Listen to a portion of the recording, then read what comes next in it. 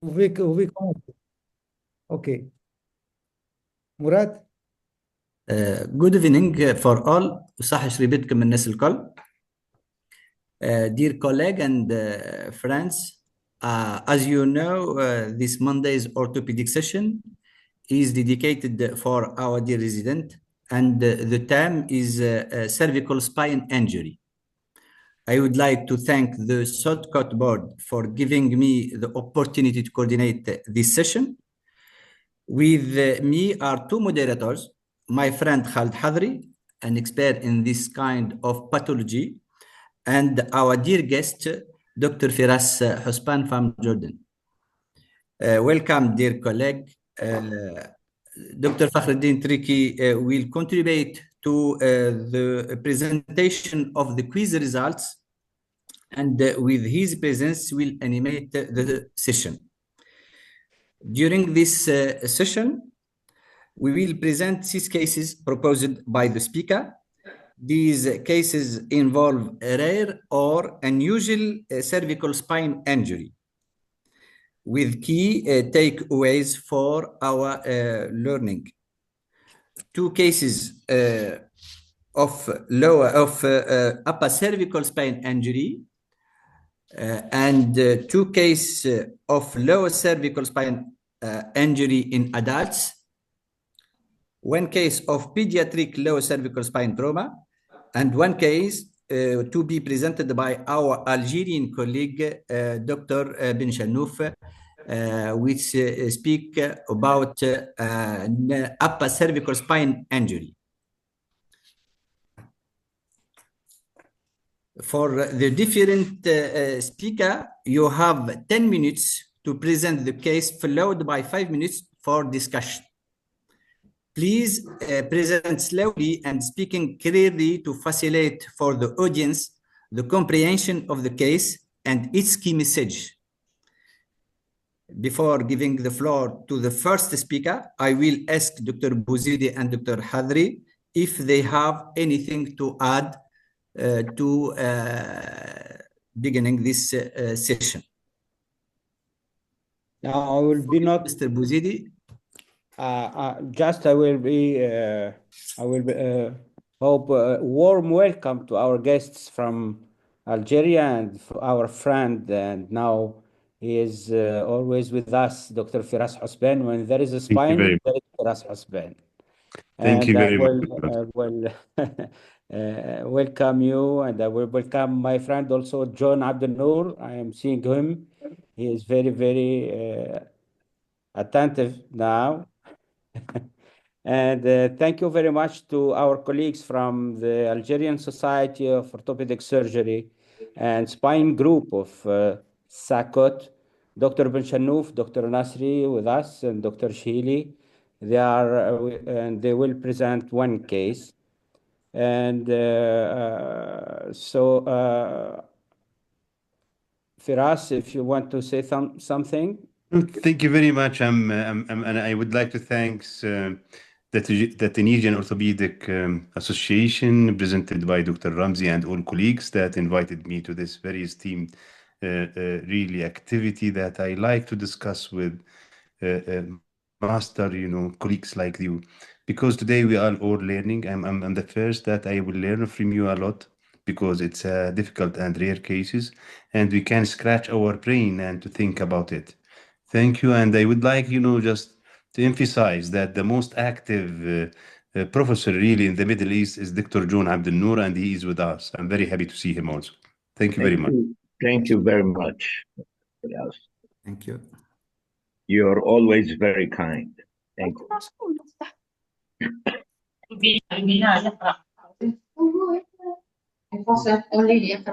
Just I want to ask all the attendees, please keep your mic on mute while during presentation. Dr. Kshaw, please. Your mic on mute. Thank you. Murad. We began the session, and the first presentation will be presented by Muaz Montasar from the Munjislim Orthopedic Department. He will present a case of the upper cervical spine injury. For you, Mr. Muaz Montasar. Muaz Montasar. Hello. So hello, Mr. Thank you.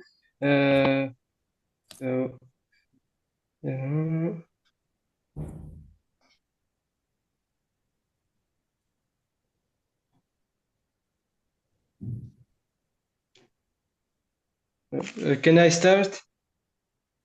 Yes. Yes. Dear audience, I have the pleasure to present this case of a 31-year-old man who had a fall from 6-meter height secondary to a work accident. So despite this high energy trauma, he had only pain in the upper cervical region with no neurologic deficit. So in these plain radiographs, we cannot see an evident injury. However, according to the nexus criteria in this high energy trauma with a localized pain in the upper cervical spine, we have to complete by a CT scan. Here are the images of our CT scan. We can see a Jefferson fracture with a displaced fracture in the anterior and posterior arc with a good C0, C1 and C1, C2 congruence and no evident sign of instability. According to this CT scan and this case, what do we propose for this patient?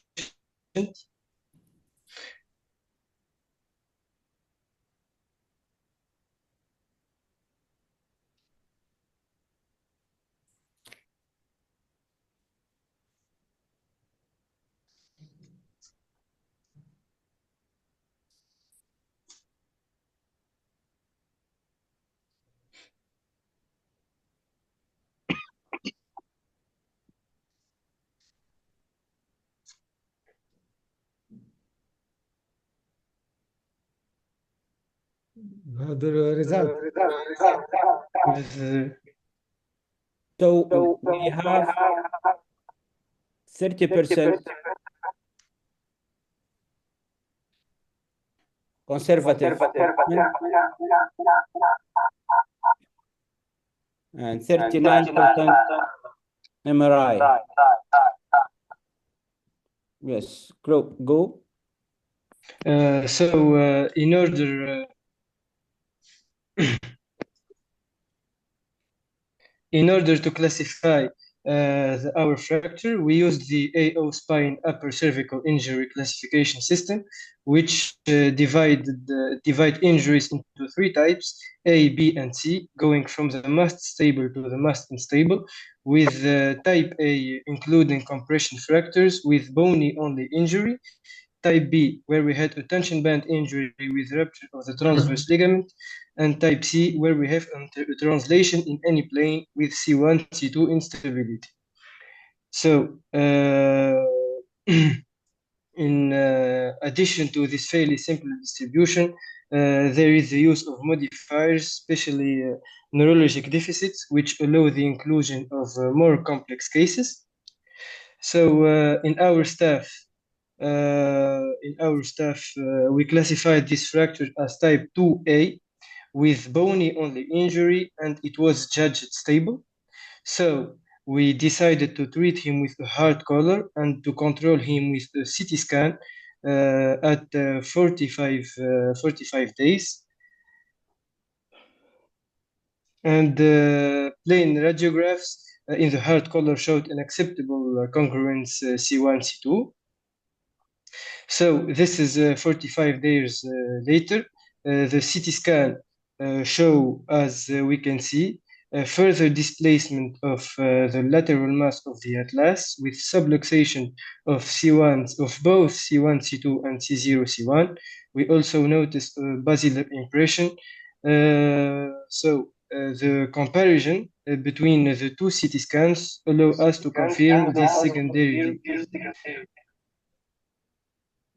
secondary displacement and that there is ligament injury associated to the bone. So we addressed the diagnosis, and the lesion was classified again as type 1C and 2B of the AO classification, and the 3B of Guy-Willer classification, Dickman type 1.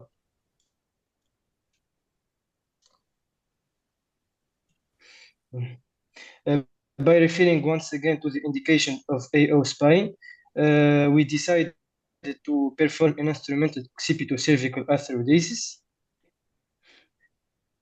So the comparison of the two CT scans allow us to confirm the secondary displacement, and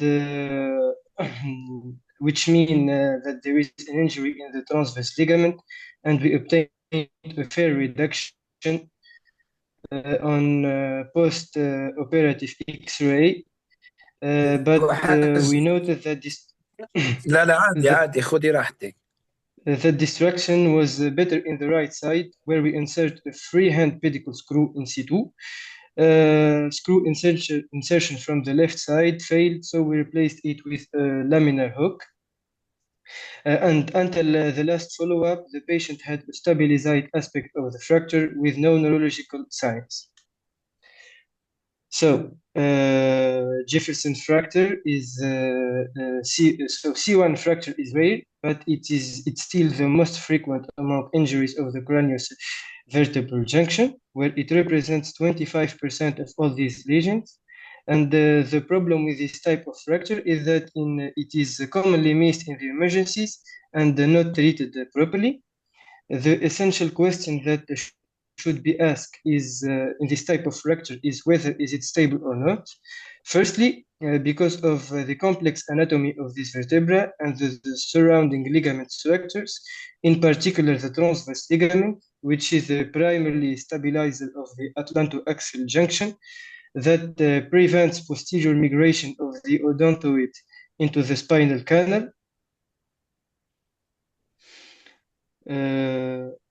So how to assess stability of our C1 injury? In many cases, plain radiographs and CT scan are enough to prove the only bunny injury, as you see in this axial view. And in several cases, the rupture of the transverse ligament and instability in the craniovertebral junction, like in the first image where we have displacement of the odontoid posteriorly, which is an indirect sign of transverse ligament rupture in several cases, and despite all this, we remain the integrity of the transverse ligaments.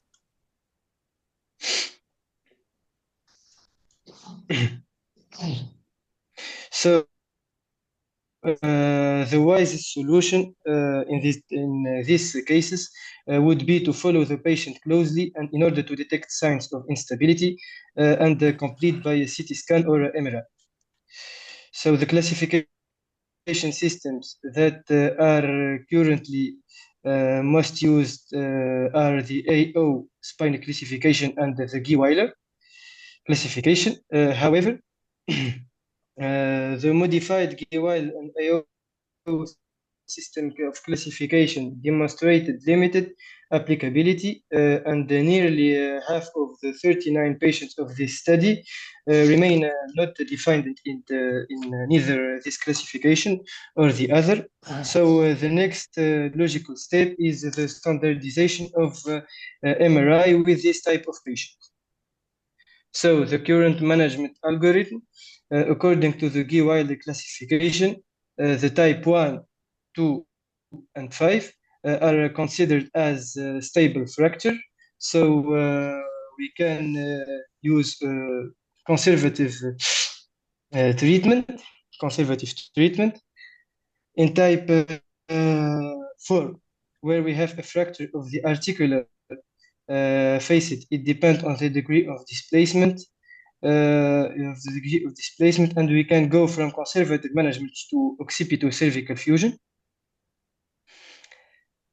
And in type 3, which is the classic Jefferson fracture, we have fracture of both arc, and the dilemma is to prove the integrity or disruption of the transverse ligament. So we divided it in two parts, the 3A, where the ligament is intact and considered as stable. So the fracture can be treated conservatively, and the patient should be carefully reviewed, as we have seen with our patients in this case. And there is the 3B, where we have a disruption of the transverse ligament. So it is considered as an unstable fracture, and it was subdivided by Dickman according to the type of disruption. If we have a bony avulsion, we have the choice between conservative management and conservative management and C1 fixation or C1, C2, depending on the degree of displacement and the skill level of the surgeon. However, when there is a ligamentous injury and the injury is intraligamentous, there is no place for conservative management, and surgical management with C1, C2 fusion is essential.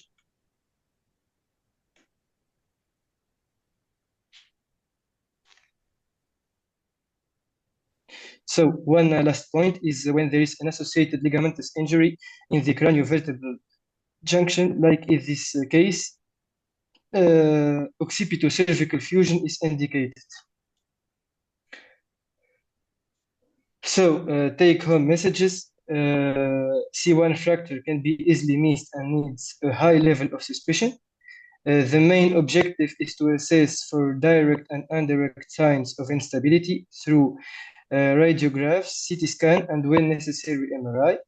And if instability is not confirmed initially and the patient is treated conservatively, close supervision is needed to avoid catastrophic situations. The third message is that you need to pay attention to possible associated injuries within the occipito-cervical junction, can add a degree of difficulty to the C1 fracture, and can change therapeutic indication. Finally, management options depends on the skill level, and you should not hesitate to address the patient to a referral department when indication of surgical management is there. Thank you. Thank you, Mutasar, for this quality of presentation. And to initiate the discussion, Dr. Khaled Hadri, thank you. What you think about this presentation? Thank you. It was a very good presentation. I really want to congratulate the speaker about the quality of the presentation. It's a very good topic also, talking about this kind of fractures. I want to ask a question to the whole audience, especially those who have recommended doing a complementary type of imaging. So we have a rate of 36 among you have recommended to do more investigation, more probably MRI. What is the rationale behind that? What was the rationale? I want to ask our experts. What's the rationale about doing MRI, and what is the timing of doing MRI? Firas? Yes, please.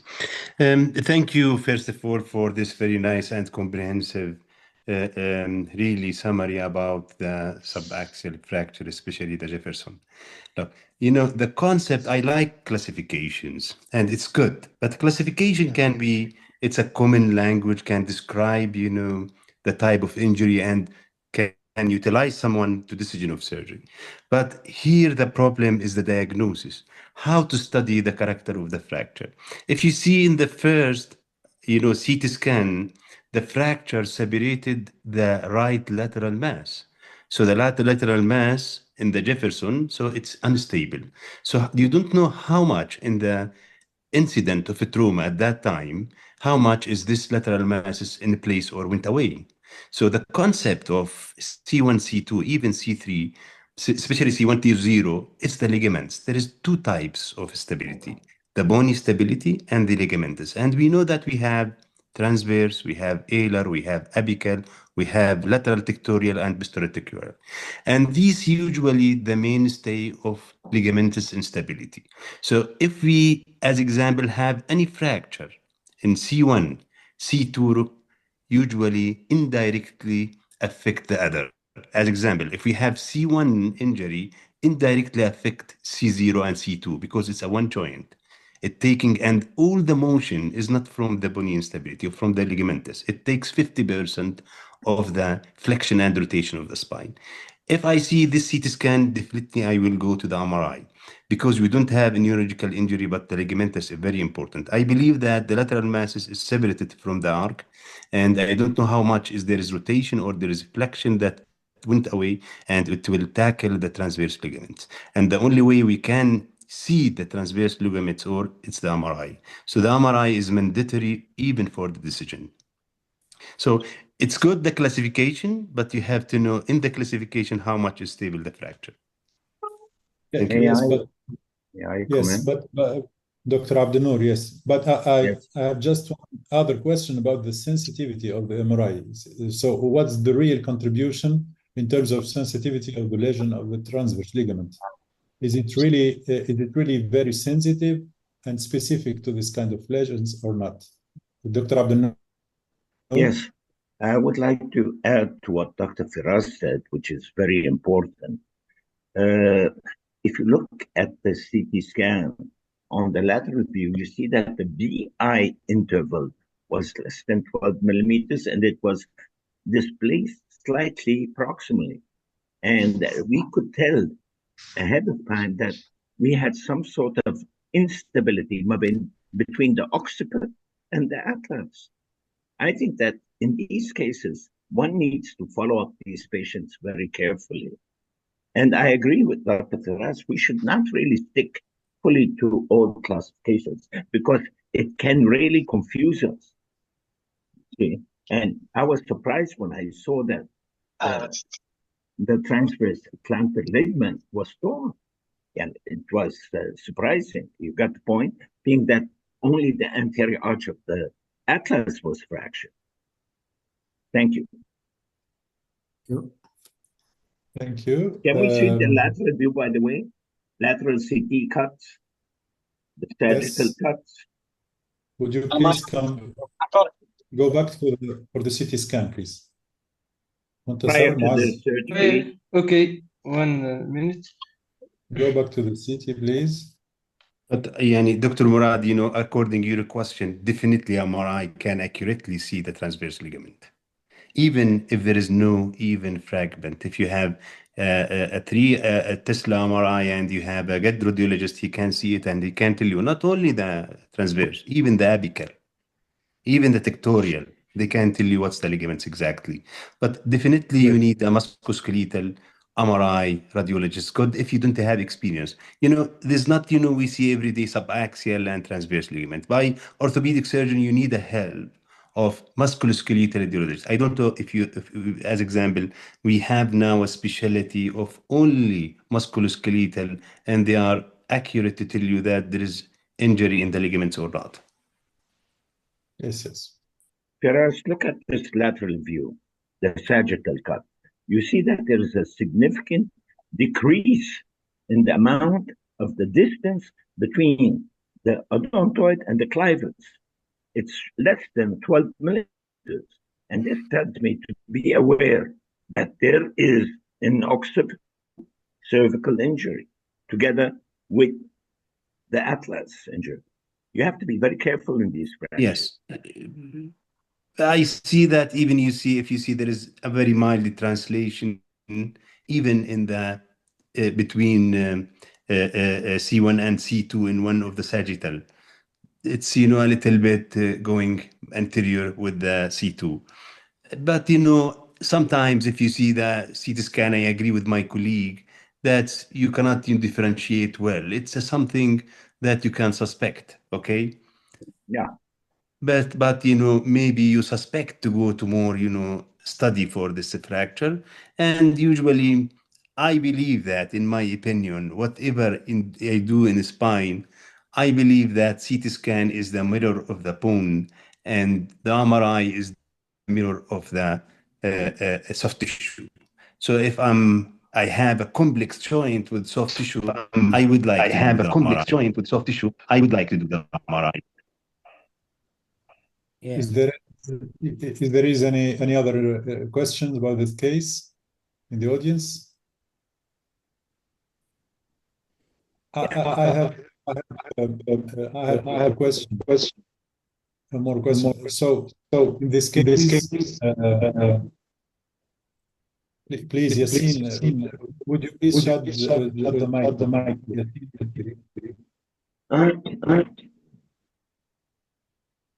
Okay. So this case was treated by a conservative way, isn't it? So is the best timing to rule out the progressive diastasis by the mean of CT scan. Here, the CT scan was done at 45 days after conservative treatment. What do you think about this timing? Is it a correct timing to rule out such diastasis of instability, or should we do some dynamic X-rays with short timing? What do you think about that?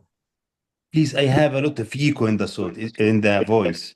Is it me all you hear the same? I think Yassine. Okay, voila. He shut down the micro. So I repeat the question very, very quickly. In this case, it has been treated conservatively, and another CT scan has been done at a timing of 45 days, just to rule out a kind of instability. And so what do you think about cases who will be treated conservatively in probably Geweiler 1 or 2? Is there any good timing to do a CT scan control or dynamic X-rays to rule out some instability in the cervical spine? Is it the right way to do some to rule out this kind of lesions? What do you think about the controls? Firas, would you like to answer, or I could? Yes. Look, please, Dr. John, please, I'm sorry, answer, please. What I wanted to mention, these fractures, you should follow them up very closely.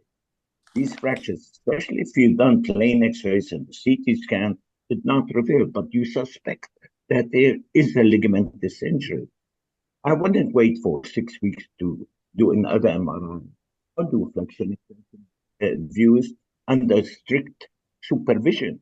I would like to follow up the patient, because one of the problems in these injuries, with ligamentous injuries, with time, they gradually displace. And with time, they can dislocate. There are so many problems. You need a constant follow-up on these patients, especially if you're treating them conservatively. Sorry, what is your comment? Yes, I agree with you, Dr. John. If you permit me, Dr. Murad, that is the follow-up is crucial, and the follow-up even with the patient symptoms and the position of the halo and the X-rays. And usually, if you see everything going well in your follow-up and the X-rays, you go. If not, after I do, as example, after 3 weeks, I see to do some dynamic, even in this fracture, if the patient permit this. Usually they are stiff, they have too much pain, but if you suspect, you can do. Great. Thank you. So we can move forward for the next case if you want. Yes, of course. Doc, the first case, Mr. Mohammed Salim Zine from Nabil Orthopedic Department will present the second case. Thank you. Hello. Can you hear me? Yes. Can you hear me clearly? Yes. Okay, thank you. Minute You can begin. yet. I will not.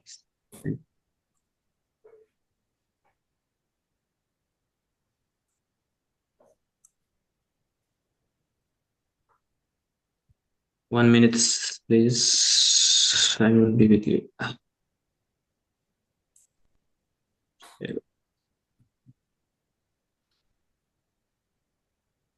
It's okay now.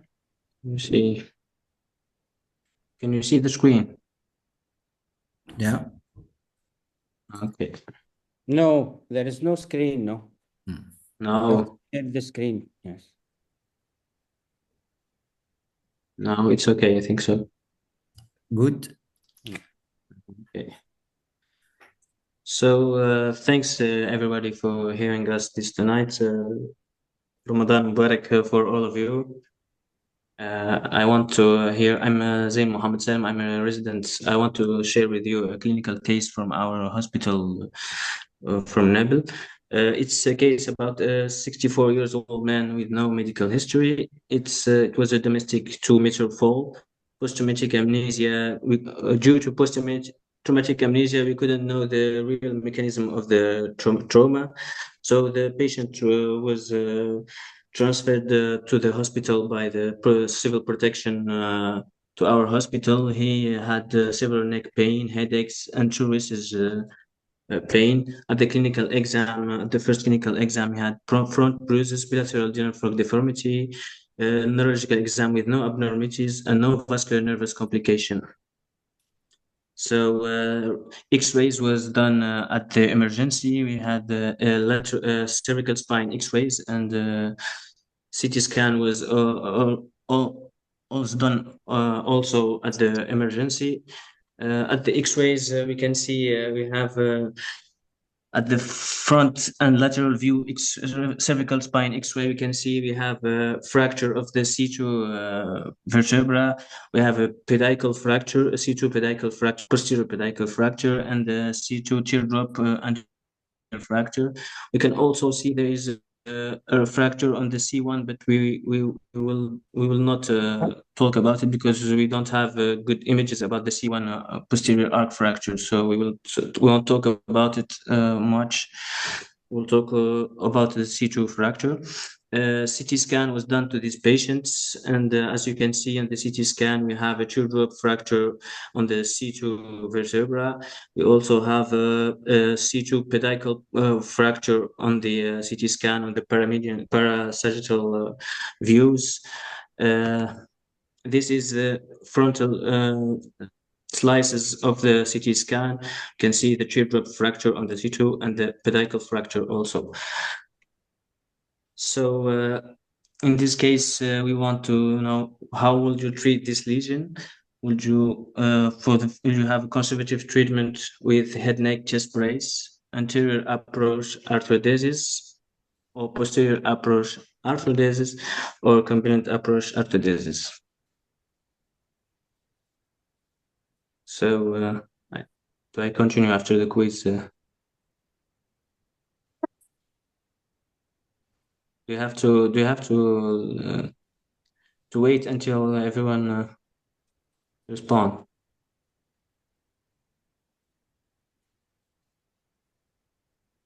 Okay, thank you. So in our cases, non-operative treatment was decided for the cervical spine and was mobilized with a head, neck, chest brace. Head, neck, chest brace for a total period of 4 months. Operative treatment was chosen for the wrist fracture. 4-month cervical spine CT scan revealed healing signs. No neurological signs or neck pain was revealed. At a 12-month follow-up, the patient had no complaint also. So we have some 40 days follow-up. This is the X-ray of the patients. We can see that there is earlier displacements of the anterior teardrop fracture at 45 days, but we don't have a healing signs on the X-rays. A 4-month CT scan was done. We are sorry about the images. They're not very good because it's a very old cases in our service, and I just have images. So at the 4-month CT scan, you can see that we have beginning of consolidation of the anterior jaw fracture on the C2 with a little displacement, and we don't have consolidation yet on the bipodical fracture of the C2.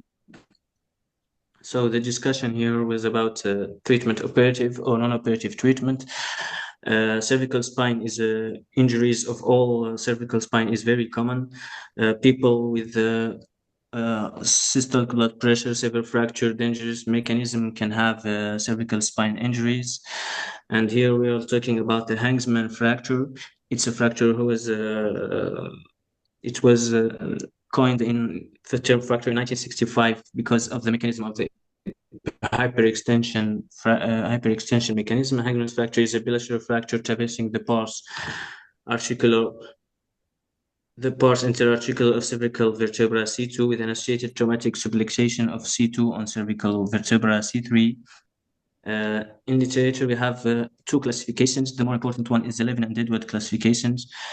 Here, the Levin and Edward classification, we can see that you have type 1 with no displacement, no angulation, type 2 with the displacements over 3 millimeter and the angulation under 10 degrees, or type 2 is no displacement but angulation superior of 10 degrees, and type 3 I didn't. In our cases, we associate two entities with different mechanism. On the first, we have C2 pedicle produced by a brutal hyperextension mechanism, and on the other hand, a teardrop fracture caused by an axial compression load. In literature, Hangsman fracture was treated always, not all I can say always, but non-operative treatment is in literature is always chosen for the Hangsman fracture because it can fuse and consolidation is always here in 100%. So, and in literature also a C2 teardrop fracture is also can be treated conservatively. So in our cases we choose the conservative treatment because of the age of the patient, the non-neurological signs, absence of non-neurological signs, the absence of concrete clinical data on the evolution of this lesion, and the fracture of anterior inferior corner of the vertebra is secondary to the sudden tensioning of the anterior common vertebral ligaments. And thank you. I'm sorry for... Thank you, Zine, for this quality of presentation. Much. And thank you also. I'm sorry about... Thank you. I want to ask Dr. Firas for his opinion for the degree of stability of this association of two bone lesion and his attitude in this type of case. Dr. Firas? Micro. Sorry, I thought that my microphone is open. My question, as he told us about the degree of stability of this association of yes. Bone lesion and your attitude in this type of cases. Yes, thank you very much. You know, my question to my colleague: there is anything in the arc in the first in the C1? Any fracture? Yes, we have a posterior arc fracture. Yes. Yes, thank you. C1 posterior arc fracture, non-displaced. Yes. You know, you see the results of the of our colleagues about how to treat. It's about the same. It's some of them conservative, the same percentage in all four. You know, and this is really the debate especially in Hangsman fracture with associated fracture. Now, look, you know, what we need in such a fracture, we have to see, first of all, when my decision is going to conservative or surgery, it depends on many factors. The first factor is the age of the patient. The second factor is the medical comorbidities. The fourth factor is the quality of the bone, if he has osteoporosis or not.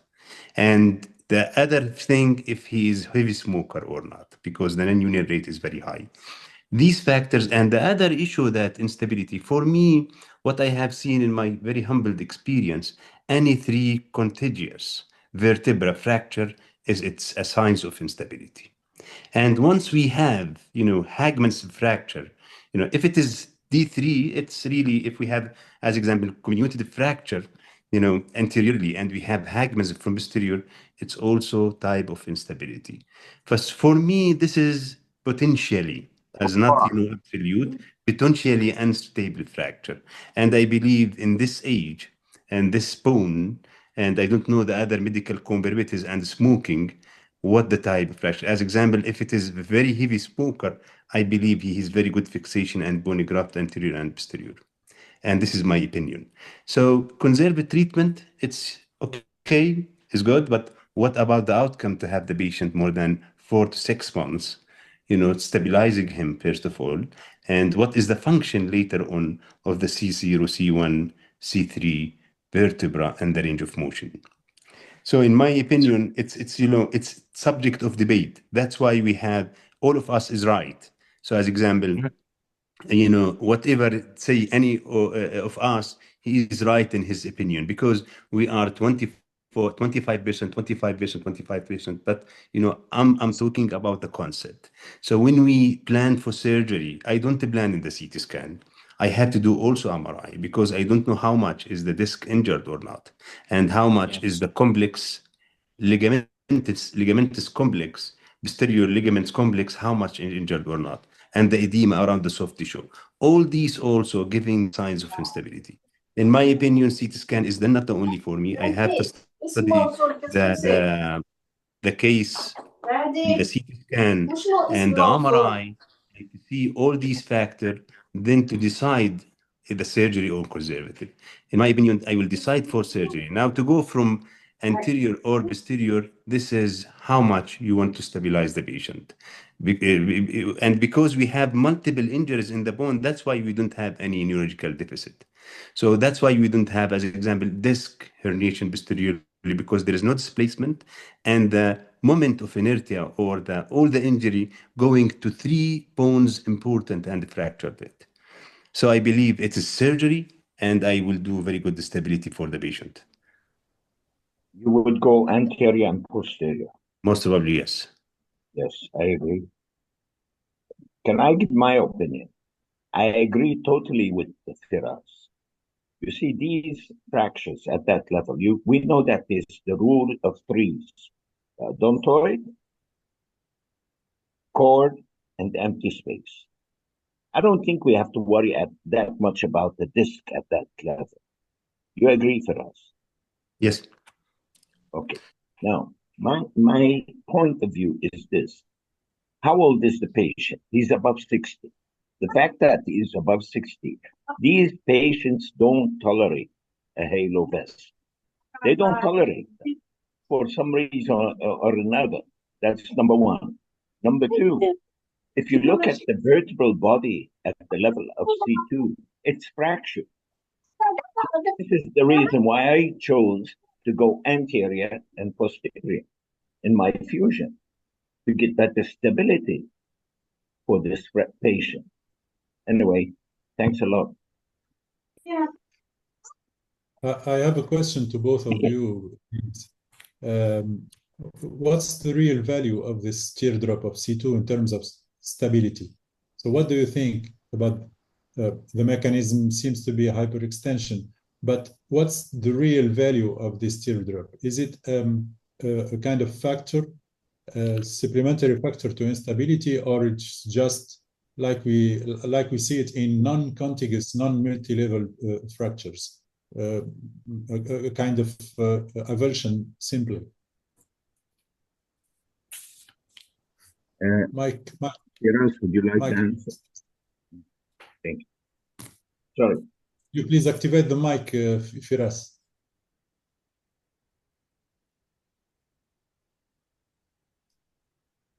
We don't hear you. No. May I answer? Yes. Okay. Look, okay. The mechanism of the fracture, it's, hyperextension, hyperflexion, and axial load. And if you see this teardrop, because, you can see it in the MRI, this teardrop will injure the disc, intervertebral disc between C2 and C3. And usually it's go anteriorly, you have this teardrop, and the injured disc going posteriorly, and maybe you have this herniation posteriorly, maybe not big, but it is, and this is a sign of instability anteriorly. So that's why I need the MRI to tell you why I do anteriorly. So if I have the MRI as example, and they have injury of the disc between C2 and C3, and they have this herniation, I will go anteriorly 100%. But CT scan, I cannot be 100%. Okay? But that's, I told you from the beginning, we have, look, any fracture, I believe, every fracture is unique. It has its own personality and character. And I believe you that this is teardrop, but there is small teardrop, there is a big teardrop, there is a teardrop fracture associated with intervertebral disc, and there is teardrop associated with disc herniation with compression of the spinal cord. These are, the character or personality of the fracture. The name teardrop, it's a language between me and you that that there is hyperflexion and axial loading over the C2. But what is the picture? You have to see it inside. So if I have the injury of the disc, and I believe that anterior surgery is adding on in the stability of this fracture. Great. Dr. Ben Shanouf? Yes, مرحبا. Your presentation, please. Oui.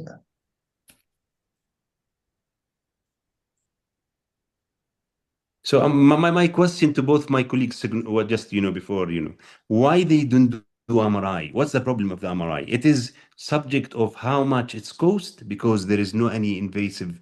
It's not invasive procedure. I think it is accessibility and cost mainly. So Cost it's mainly. not very accessible to all of this, yes. Mm.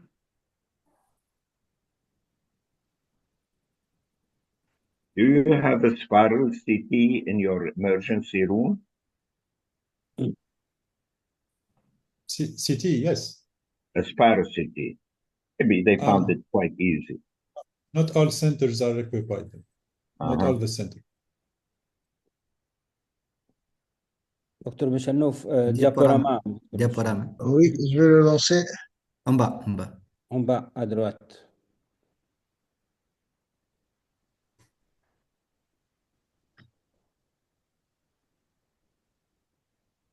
C'est bon comme ça pour vous? Good. Very good. Okay. So, Assalamu alaikum, masar khair. I'm Dr. Ben Shanouf from Algeria. Furiel is my daughter's name. So I'm happy to be with you. And before beginning my case, I ask you to excuse my English. It's not very good. So the case is about 38 years old man. He's a force worker. He's a builder. He fell down from a height of 9 meters, and you see that he had a mechanism of hyperflexion of the neck. He complained from cervical pain. The first exams, at the first exam, I have no document of this exams. No diagnosis was made. He met an orthopedic surgeon 1.5 months later. I think at this time the diagnosis was made because the patient has a rigid collar.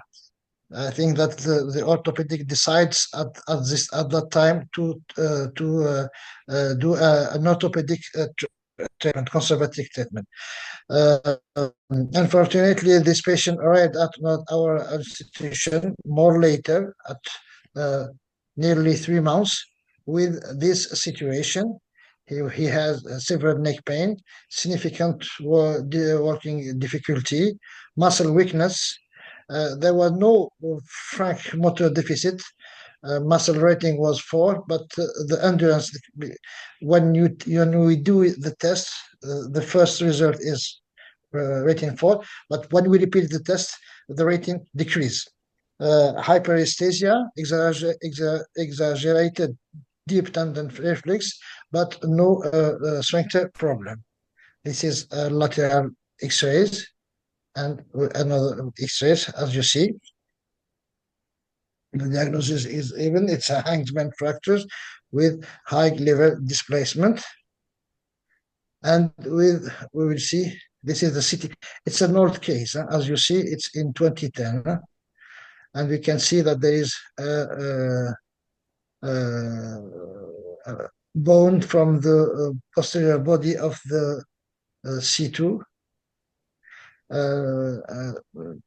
We have not MRI, but with this CT scan with the soft tissue windows, you can have an idea about the spinal canal and the space for the medulla.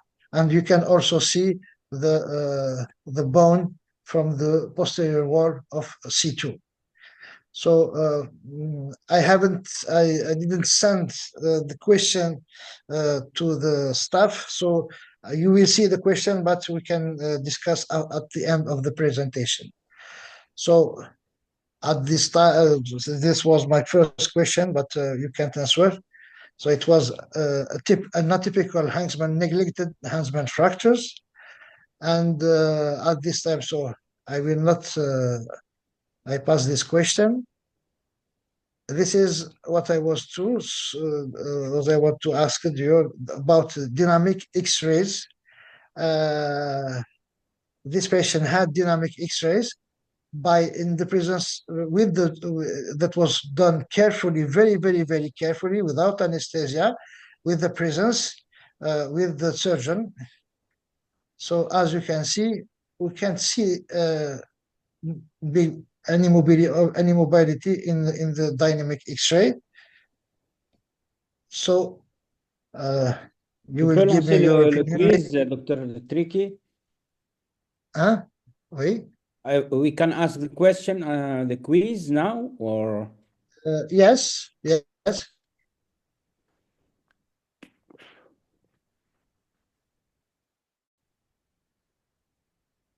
What we do?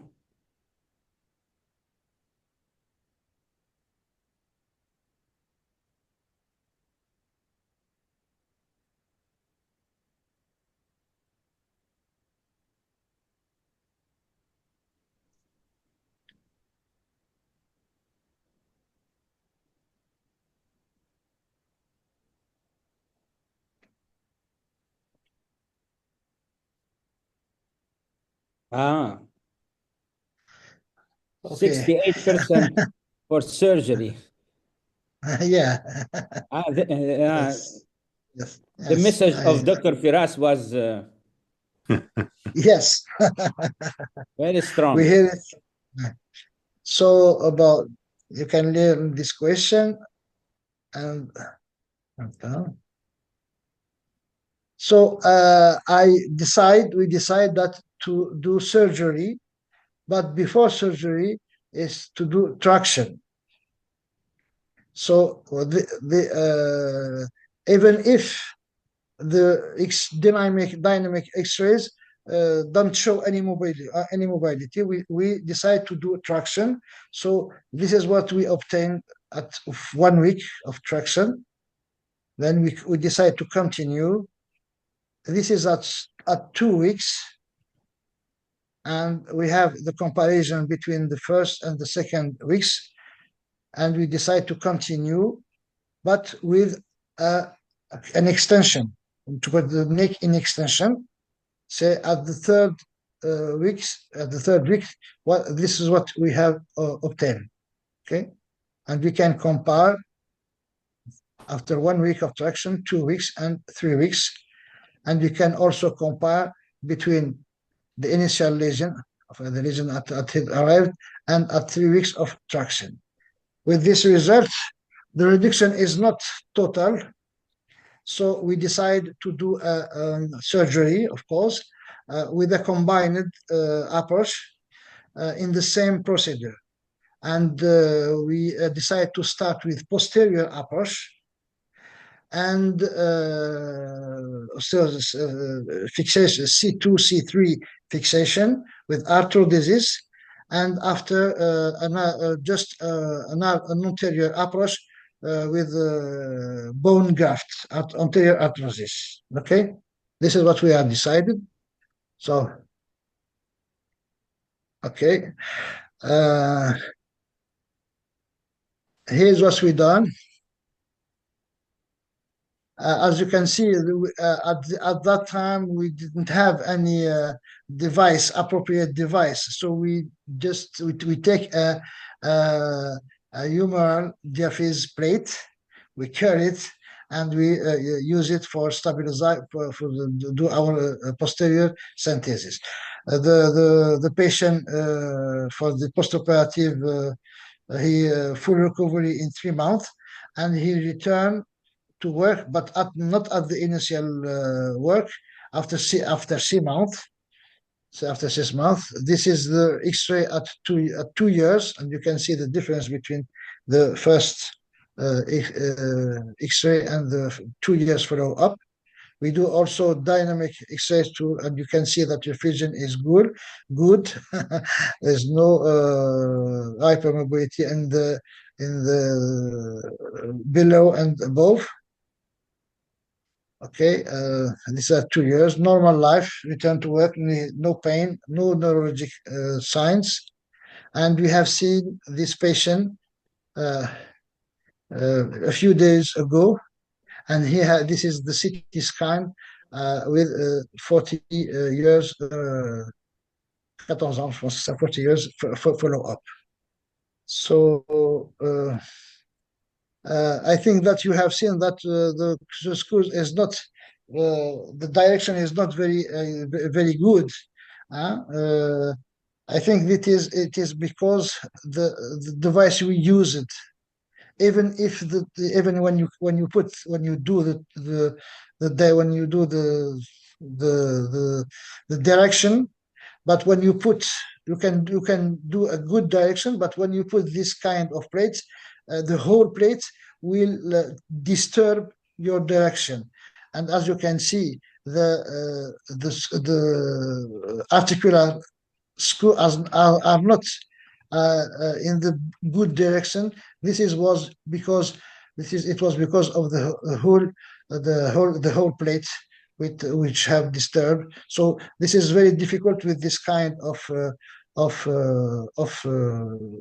device. So, but we have checked our screws. So here's the screws. Voila.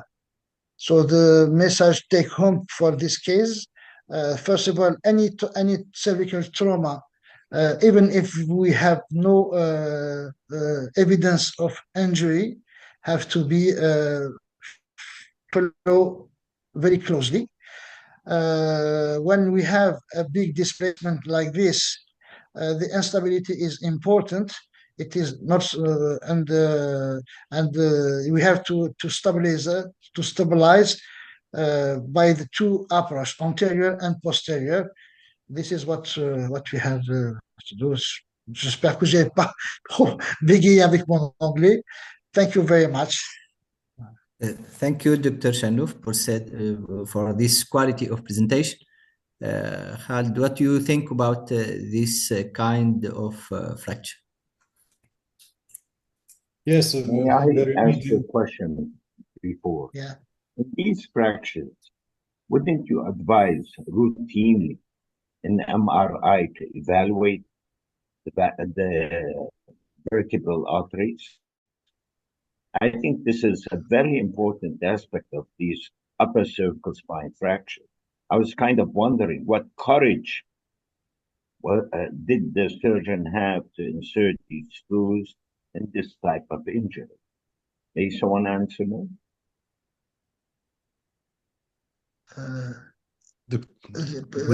On peut m'expliquer? Pas très bien compris. La question, Dr. Benchanouf, est à propos de l'IRM. Quel courage vous avez eu pour mettre des vis sans savoir à travers l'IRM la position des artères vertébrales? Yes, oui, je pense. Oui. Il fallait, On n'avait pas. Oui. Oui, Il qu'est-ce qu'il a fallait posé faire comme les... question? Yeah. Il fallait C'est faire ça la l'IRM. question. L'intérêt de l'IRM pour vérifier les artères vertébrales, éventuellement. Yes, I totally agree. It is important.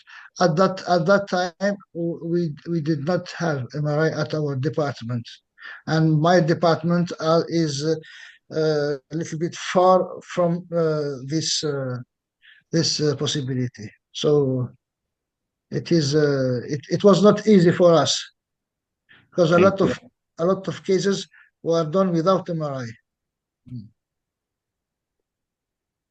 Okay. Okay, thank you. So it's very interesting case with a huge outcome. So I want to ask you, Dr. Ben Shannouf, what would you do nowadays if you had to rectify, or if you had to change your attitude? What would you do, especially on skull traction?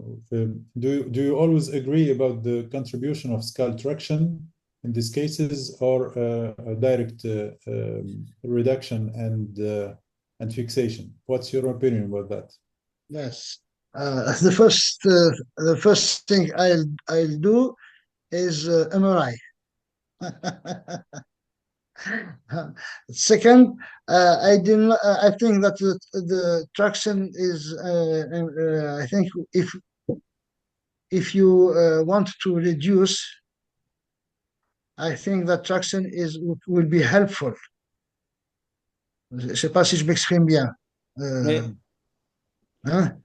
And I think I will do the same thing. I will not do surgery in emergency. I will do my traction until the reduction will be as good as possible, and this will ça va faciliter. Je sais pas si ça se dit faciliter. The surgery will be more easy. The reduction is more easy. I think I'll do the same things, but I will not do the same device, of course. Especially when we have delay of diagnosis, Khalid. The diagnosis was they received the patient 2 months after the injury. So we are not sure that we can reduce even when we go for surgery immediately. What do you think about that, Firas? Yes, thank you. I agree. Yeah, I agree. You know, look, it's really a challenge. Yes, the timing was a challenge. So yes, I agree totally. Yeah. Yes, Dr. Firas. Yes. Yes. You know, I agree that traction, skeletal traction is a very powerful tool. Usually, look, is not can reduce C1, C2. We do in scoliosis, skeletal traction, the same, and we can correct scoliosis from severe to moderate to mild. So it's a very active tool. Once we don't have fusion between C1, C2, and we have neglected fracture, definitely, axial traction by skeletal traction is the solution in the beginning, and we will have definitely some reduction if we don't have bony fusion, whatever the case. It's a very painful, very, very, very powerful. Regarding, the surgery, look, I did revision about blade and the screws a lot because of adjacent level. What I have seen in the cases that I did, especially in the lumbar spine, it's excellent. They have a very good diffusion. I believe when we put the plate over with pedicle screws over the facets, it gives us a lot of bone. And so don't worry that we have, the modern tools better than that. No, the result is excellent. He has excellent fusion. The meaning of this, he did very good job. I believe that, what we have, the concept of modern instruments, it doesn't play a role as you roll the surgeon, how he did the surgery, how he prepared the bone to have the bone fusion. So it's excellent job. What I matter something in this case, I don't mind too much about the MRI because there is no any issue about the soft tissue injuries regarding the spine, the neural elements and the ligaments. Very important to me to see if there is high riding foramina when I put my pedicle screw in the C2. And very important to do CT angiogram, because there is one dominant sometimes, it is 15%, the brain is dominant in one vertebral artery. So if you injure this vertebral artery, the patient will die. So angiogram, vertebral CT angiogram for the vertebral artery is very mandatory in these cases. And you don't know from, sometimes from the deformity itself. So you don't know what's going with this artery, if it is kicked, if it's going in the foramina or not. So I believe CT scan is very important to study the pedicle of the C2. And the second, very important, the CT angiogram to see the vertebral artery and which one dominant, and not to go to fix it. And the other issue, the surgeon, as my colleague, he did the excellent surgery and good bed for fusion. Thank you. Thank you. May I comment in addition, Firas, and to the group, would you have gone anterior at the beginning, posterior?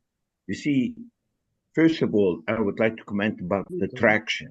You have a floating vertebral body. If you apply traction over so much a time, you won't be able to get the reduction besides the fracture being old. That's number one. Number two, I would prefer definitely to start anteriorly and then go posterior. I don't know what you people would think. Thank you, sirs. We invite Ratib from Cellular Orthopedic Department to present the fourth case. Ratib.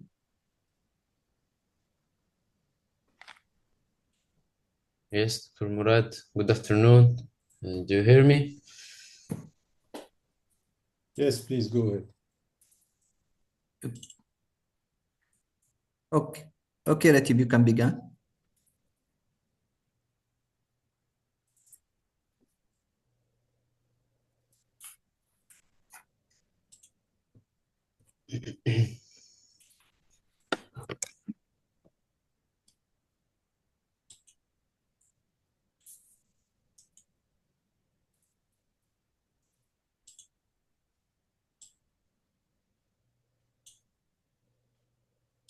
So, dear professor, dear colleague, good afternoon. We will continue our discussion in this orthopedic Monday about the cervical spine lesions. We have a male aged 40 years old, light vehicle driver who experienced a high energy spinal trauma with multiple impact points after a rollover from a 2-meter height bridge. On the physical examination, we had a normal Glasgow Coma score, a eupneic patient, a good hemodynamic states, and frontal scalp wound. On the neurological examination, we had the right C6 myotomotor deficit, a left-sided thermoalgesia reaching the axillary fossa, and a normal anal tone. As the neurological states was an incomplete neurological syndrome, a Frankel-Aja type C, and Brown-Séquard syndrome. On this sagittal view of the CT scan, we can see the greater than 50% translation of C5 on C6, the compression fracture of C7, and the superior end plate fracture of T3. In our case, we are going to focus on the contiguous lower cervical spine lesions, and the principal one and the most dangerous one is the bilateral facet dislocation that we can see in this sagittal view of the CT scan.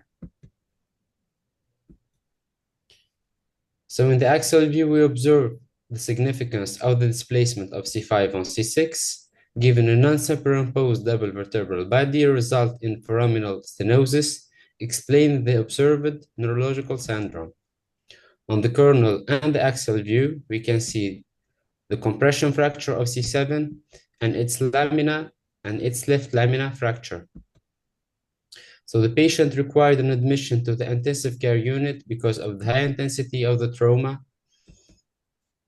What do you propose for this patient? A progressive reduction using a Gardner Wells tongue followed by anterior approach, a closed reduction using external maneuver under sedation followed by anterior approach, a surgical reduction using posterior approach followed by arthrodesis, a surgical reduction on with an anterior approach followed by arthrodesis.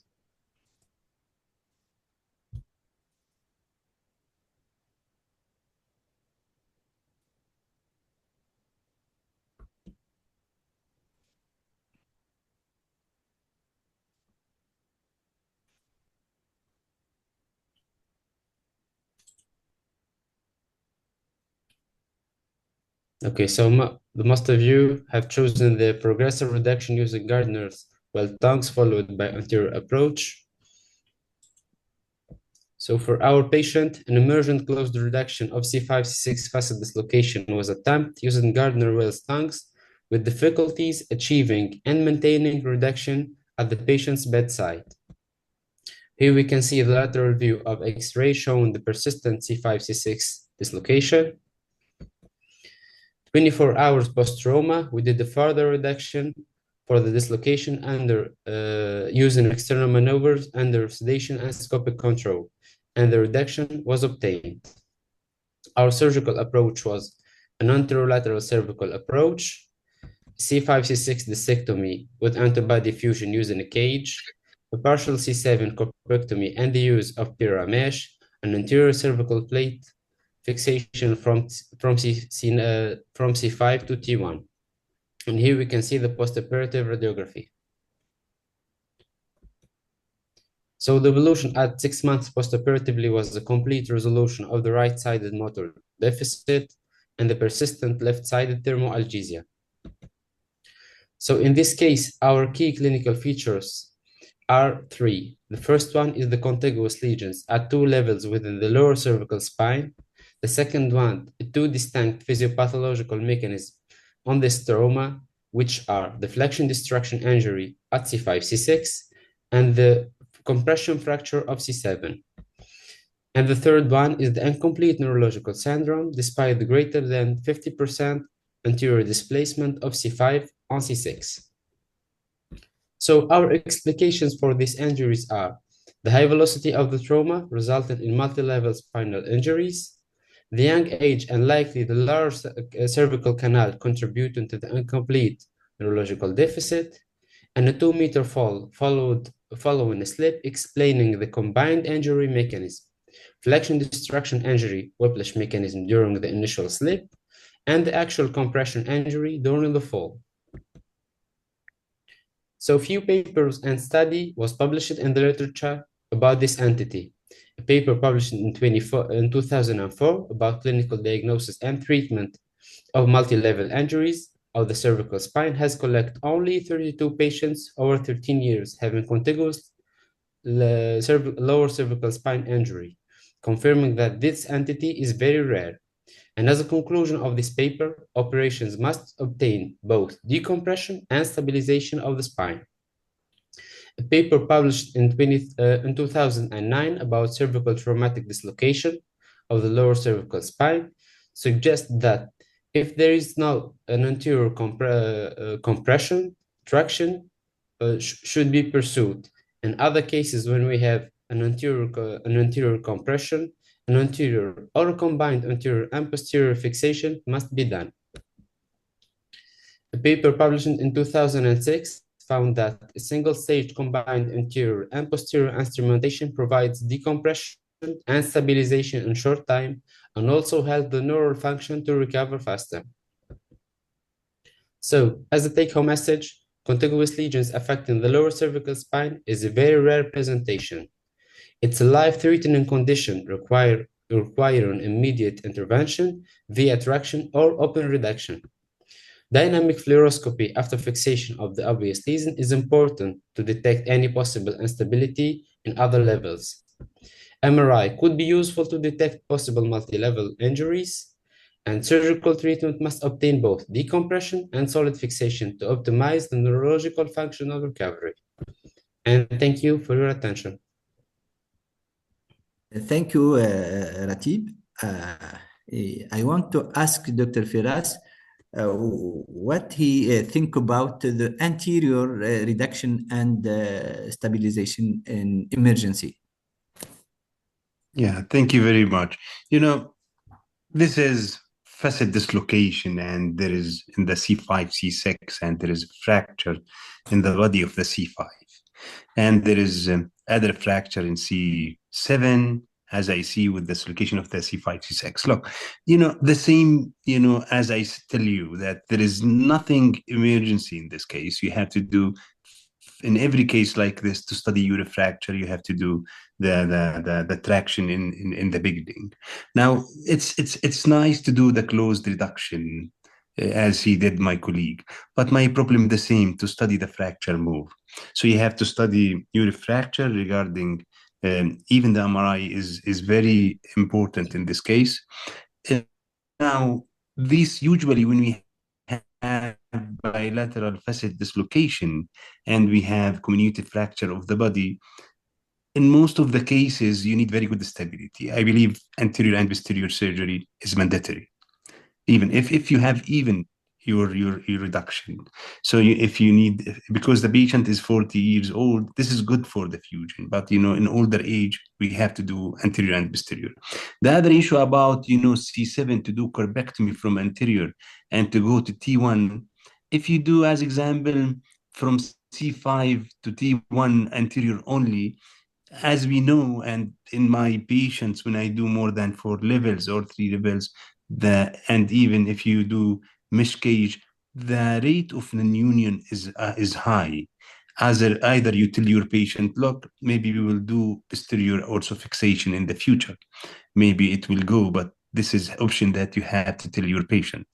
So in my opinion, I will study the C7 fracture because I didn't see it very well in this CT scan. And if it is, there is no any height, compression, and the posterior, or as we tell, the middle column is good, I need to do only from the back and do fixation from the back. And between C5, C6, I will go anterior also.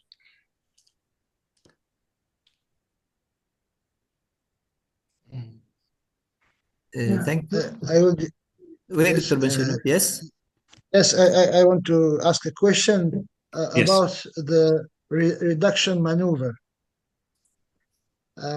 Did you check with the MRI if there is a disc at the level of the luxation?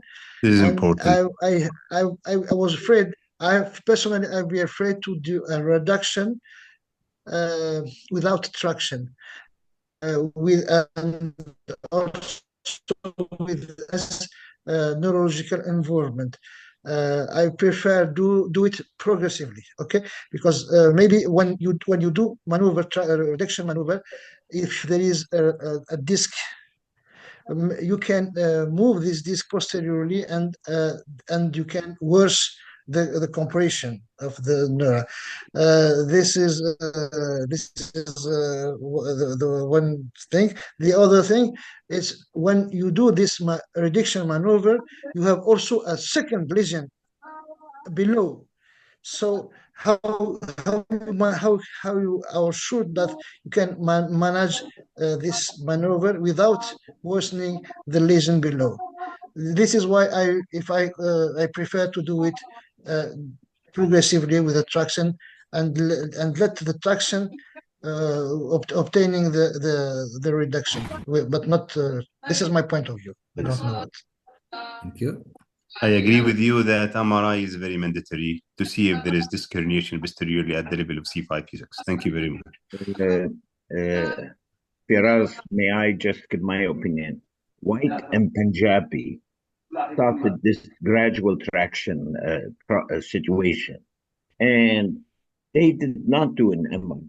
They increased the traction in increments with the patient awake, and after adding increments, every single increment, they would examine the patient neurologically and find that it's doing well, no paralysis, nothing, until they reached a certain level that if they did not have a reduction, then they would resort to other means.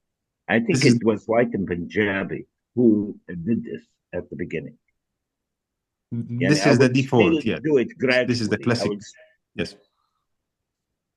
I've had 2 or 3 cases that I did it without MRI, and I had the gradual reduction, but I increased the weight increments on my halo fraction by 5 or 10 kilograms, gradually, until I got the reduction. I have a question for Firas. Yes, please. If you think that, and I agree with you, if you think that the combined surgery is mandatory in those cases, so what's the contribution of closed reduction if we will open posteriorly, either to reduce or to fix? So what's the value of or the contribution of the closed reduction in the case that we will do a combined surgery? No, there is no role for combined surgery to have the closed reduction. But what I tell you, the principles of a treatment, any fracture of the spine, how we think about it, how we see it. First of all, the most important priority for the neural elements, which is the spinal cord and the nerve roots. So what we have any fracture, we have to do stability or maintenance of the alignment of stability. So you put your patient in traction. This is what I mean in the emergency room. Then you take him to the theater, and I will do surgery. I will not do close reduction in this case. So what I tell you that after that, you do compress the neural element to be free, and you have to see the MRI. And after the compression, then you do stability, how it's to do the stable in the bone. And when you do the stability, then you think about the sagittal alignment and the bone healing. So we go for anterior for the bone healing and the sagittal alignment, because already you did the stability from posterior. But this is the principles of spine surgery: protect neural elements, maintenance of stability of the bone and sagittal alignment, and then secure bone graft or secure bone healing. This is the steps. So what I told him that in any case, I will do this traction to maintain, not to have further injury. For the either if you want to put it rigid collar or to put it in the traction. But closed reduction, if I want to go anterior and posterior, I will go immediately. And it's not difficult. Thank you. It's easy. If you do a little bit spreader between the lamina, it will go back. Whereas supposing the patient has multiple trauma and you cannot operate early, you wouldn't put this patient in traction? Yes. I put it until I take the right decision. And now this is another, if he has, if you want to do what the type of a treatment, if he has multiple injury and other bone fractures, definitely this is another concept of treatment. Thank you, We sir. have to immobilize the patient temporarily. Yes. Thank you, sirs. I invite Mukhtar Abdrahim from Charnicol Orthopedic Department to present the 5 cases.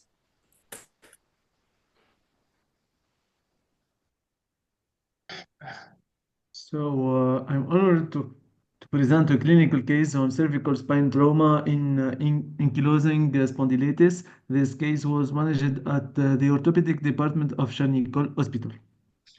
So our patient is a 68-year-old male with an history of ankylosing spondylitis, sustained a fall from standing height, landing on the forehead, resulting in a cervical spine trauma without neurological signs.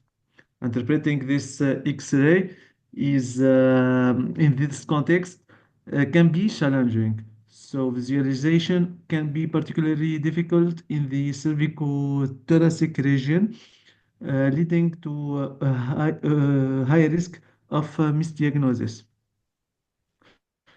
So in this case, a CT scan should be performed even in the absence of evident fracture. So what is the diagnosis? The image revealed a transdiscal fracture in a fused spine at the C6, C7 level, involving the posterior arc. So this is a distraction injury with an anterior disruption of the disc, classified as a type B3 lesion according to the AO classification. So a more specific classification for fractures in an ankylosed cervical spine is the Shen classification. So our patient presents with a type 1 transdiscal lesion, subtype A, meaning there is no dislocation. What is your therapeutic strategies? A, conservative treatment with a brace. B, surgical treatment via an anterior approach. C, surgical treatment via posterior approach, or an immediate dual approach.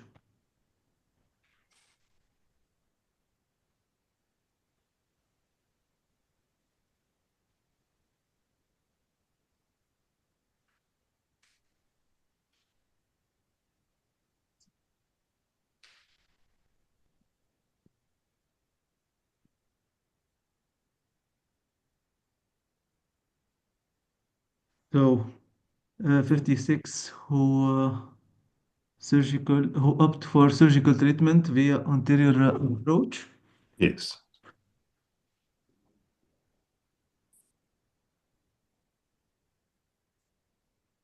Can we pause?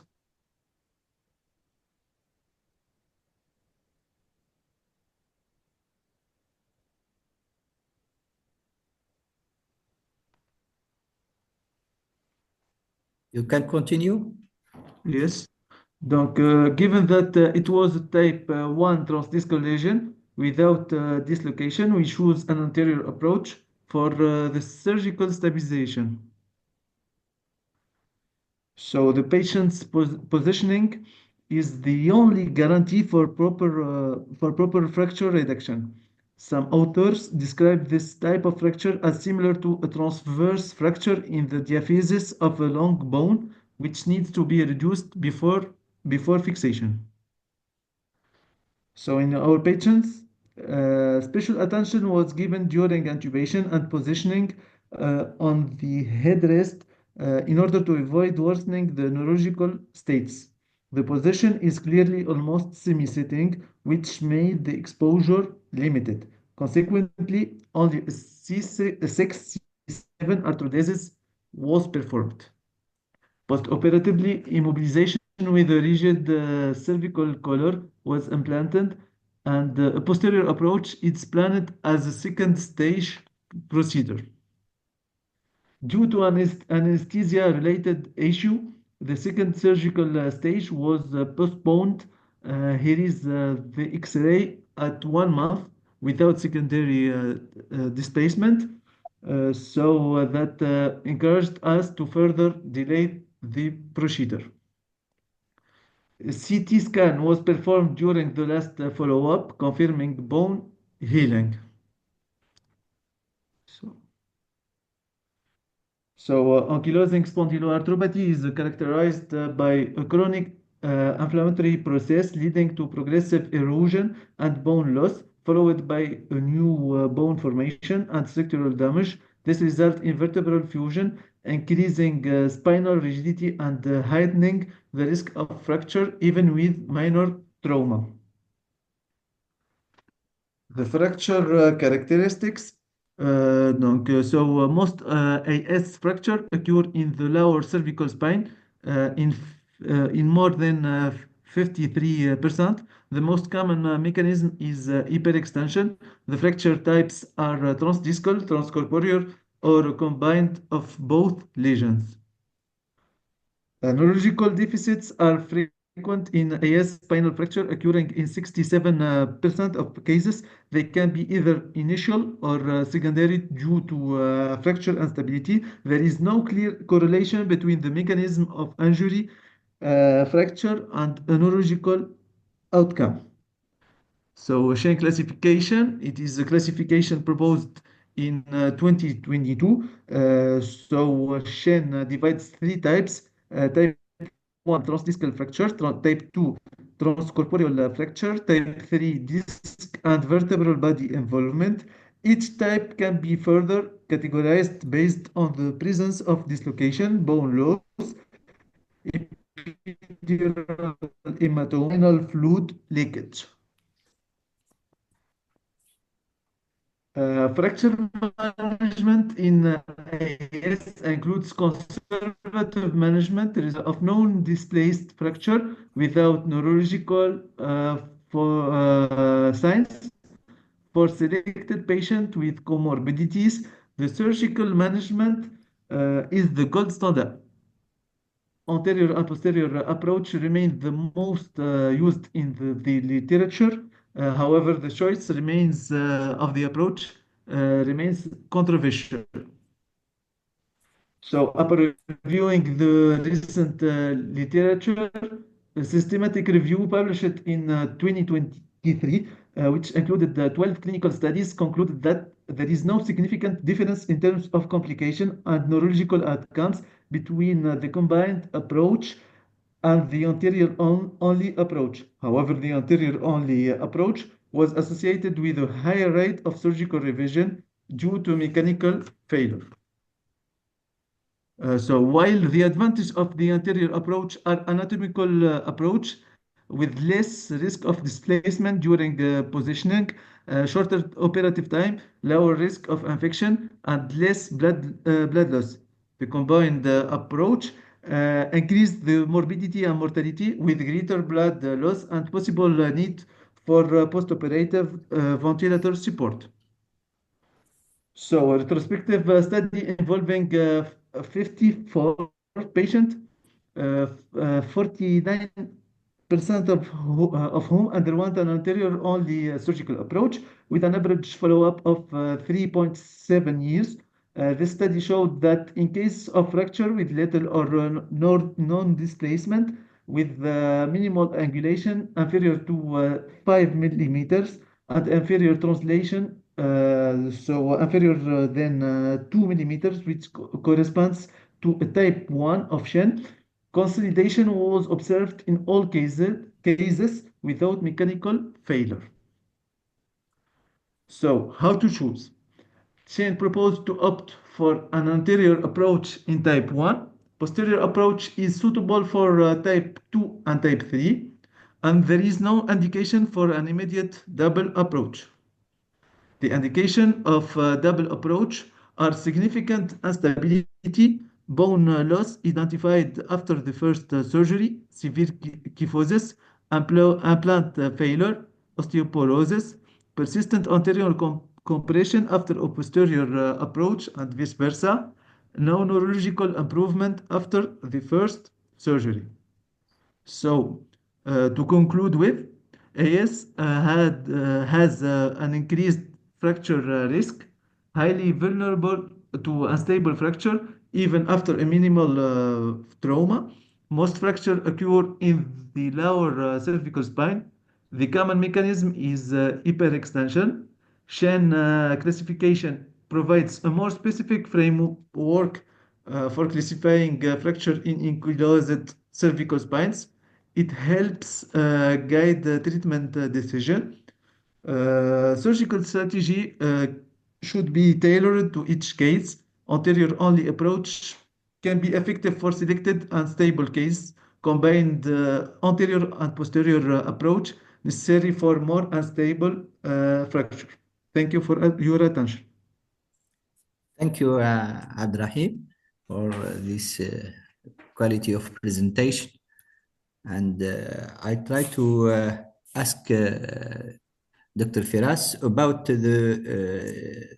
our attitude for the segmental arthrodesis in this quality of this type of pathology. Yes. And the potential of union, of fractal union in this kind of pathology. Thank you very much. Ankylosing spondylitis, already, as we know, bamboo spine. So there is already bone fusion from anterior and posterior. In this case, it's a classical case that we have intradiscal, the fracture, and from back is the spinal subprocess. So these cases usually have a point of bone from the back and transdiscal.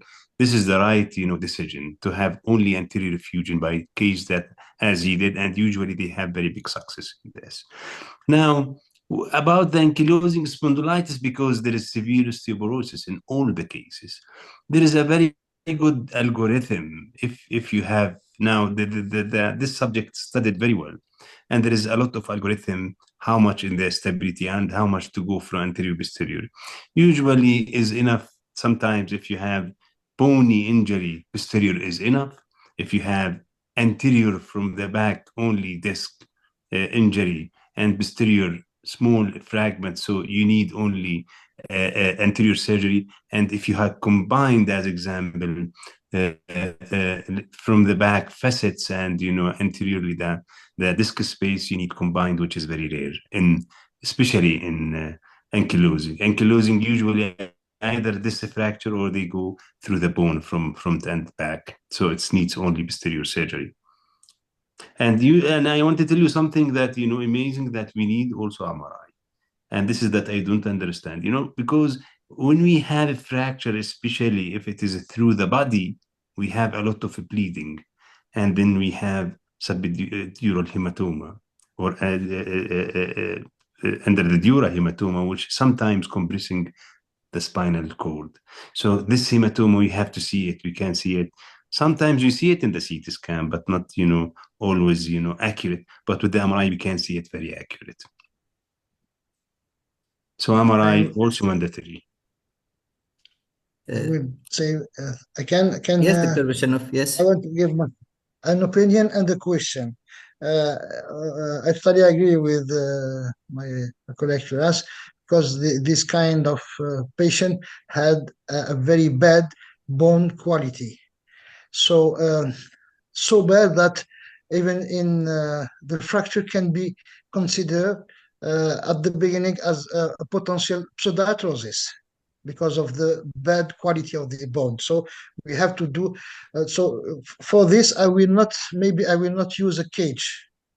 I will use only bone to graft the defect. But because of the quality of the bone, I will do a more extensive fixation, not only one level.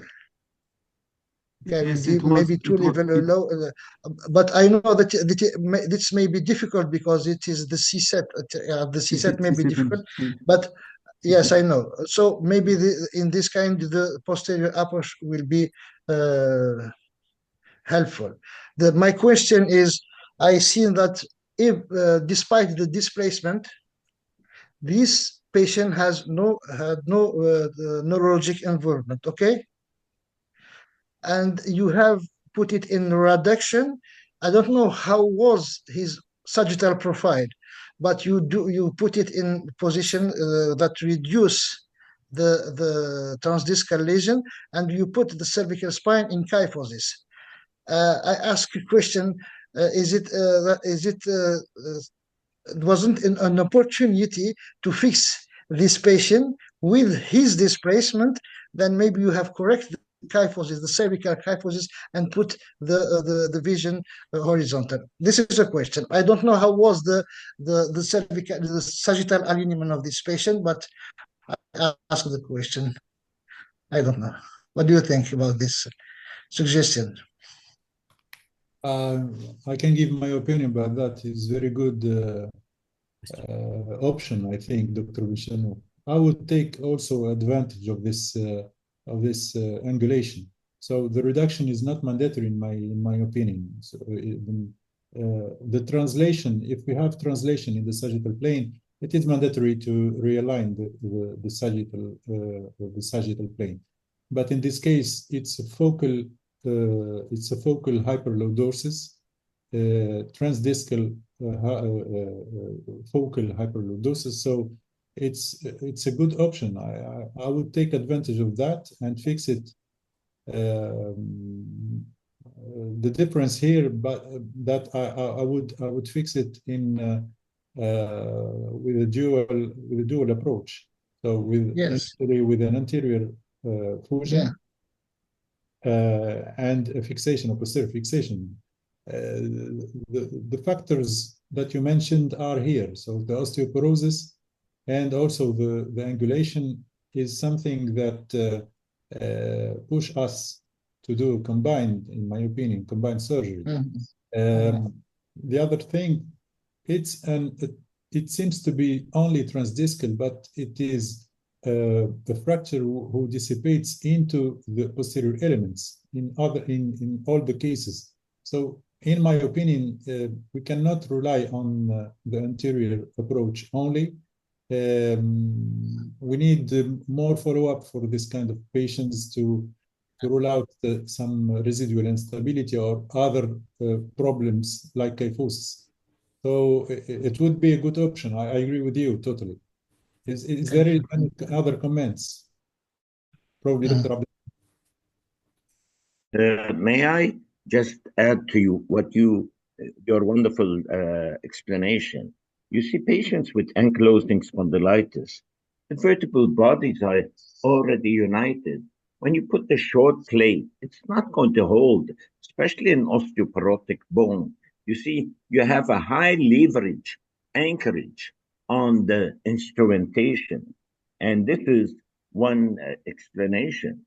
Another, I would like to mention one point, is Dr. Firas spoke about MRI. You see, this dislocation and fracture dislocation is occurring at the upper level, at the level where you have the vertebral arteries present. I was kind of wondering, would you dare do any correction at this level? We used to correct them at C6, C7, where the vertebral artery did not enter the foramen. I don't know. I'm asking this question. Would anybody dare do it without having problems? And thank you. Thank you. If I have a comment, about, the sagittal balance in ankylosing spondylitis, it doesn't follow the Russell classification, ankylosing spondylitis, because we have bamboo spine. So if you see the patient from C0 to C7 is one bone.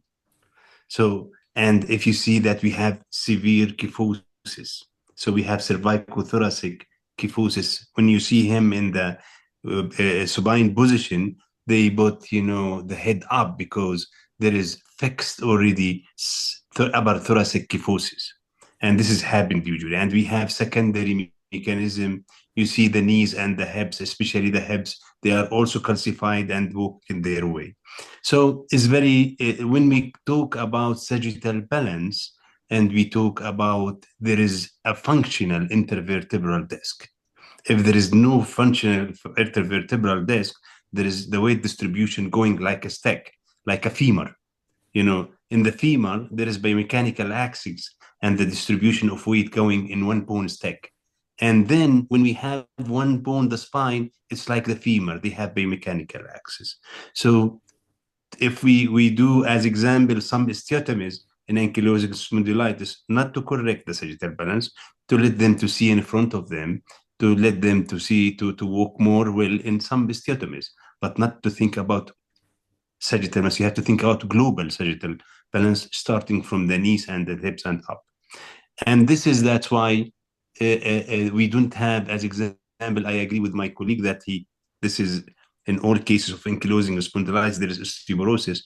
But if you go to the literature and this type of fracture, most of them, and there is a case report a lot like this, most of them, they do only anterior. And there is no dislodgement of the cage or the screws because there is no motion. When we have osteoporosis and we have intervertebral disc, the weight distribution over the upper segment and the lower segment doing this, vibration and doing the dislodgement or in the cage. But when as the femur now, put in the femur cage in osteoporotic, it will not go up because there is no motion. It's like a stick. So it's one option that, as you said, and Dr. Murad said, that sometimes we have to go anterior posterior, but in ankylosing spondylitis is not common to go anterior and posterior. Either you go from anterior posterior cord the fracture. But what Dr. also John mentioned, that if we have MRI and we see that we have also fusion in the facets or we complete fracture from posterior, I believe yes. But usually they have very good calcification over the facets, even as a fracture. There is, and we don't, it will heal by only anterior fixation. But in this case, maybe we need anterior posterior, yes. This is one of the debates. We have debates in the ankylosing spondylitis. Thank you. Thank you, sir. The latest case will be presented by Nizar Winti from the Orthopedic Children Hospital. It's about one case of cervical spine injury in children.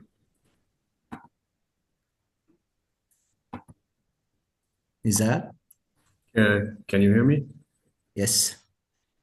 Can you see the screen? Okay. Diaporama.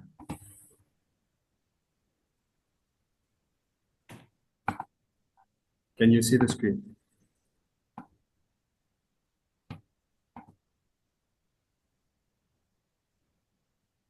حط diaporama يا نزار.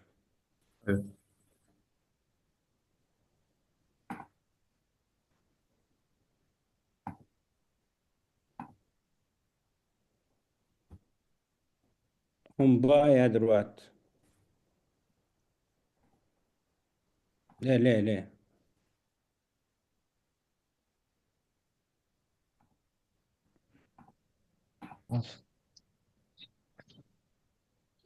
diaporama.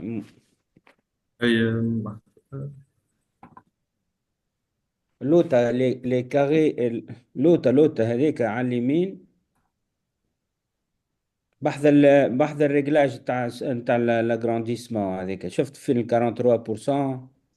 43% بحذاها فماشي هيك الاكران هذاك كليكي عليه هما كاري هكا صغير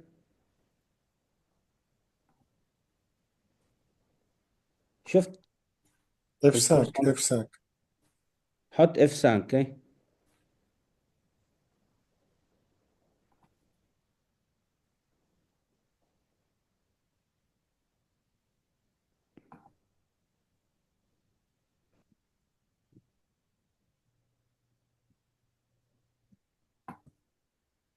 نزار حطيت بارتاجي له ما عادش لا اسمعني ton écran est partagé mais tu dois mettre en mode diaporama l'autre à droite بحث البورسنتاج نتاع l'agrandissement tu cliques c'est bon ça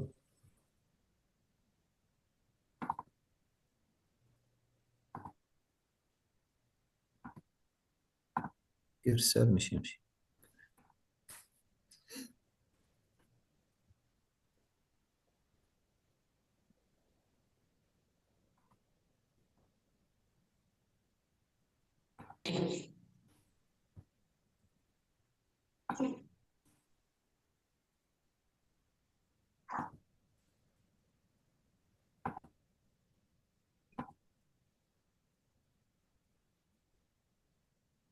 Voilà.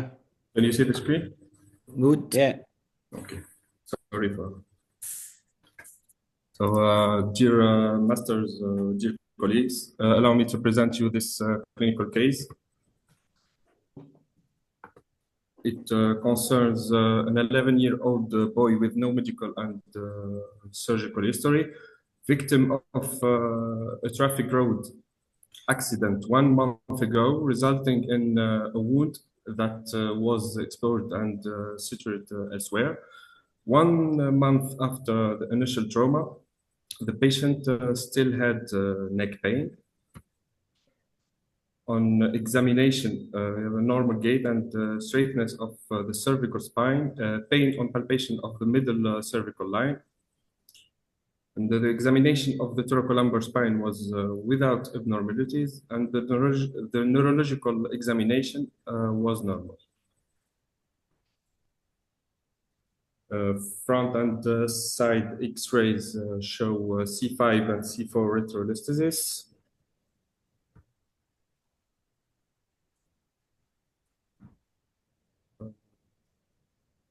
Widening of the interspinal space and joint dislocation.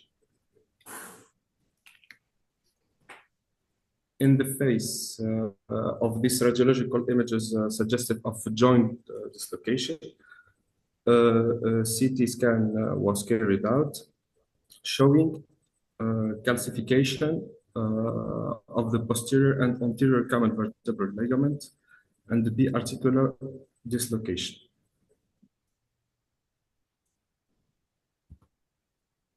An MRI was carried out to answer two questions.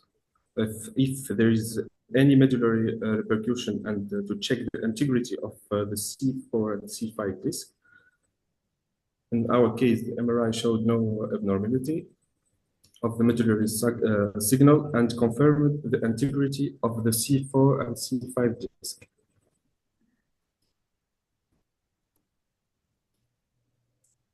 The dynamic radiological assessment was carried out and showed no change in the anatomical relationships and flexion and extension.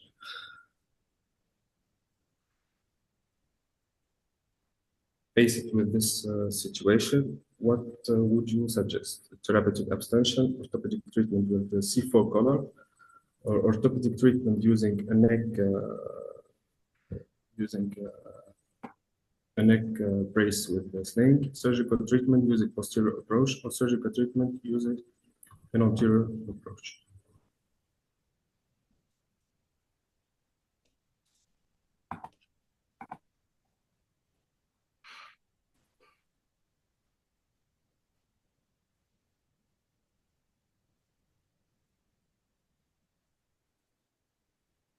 Oh. 41% of the audience choose surgical treatment using an anterior approach.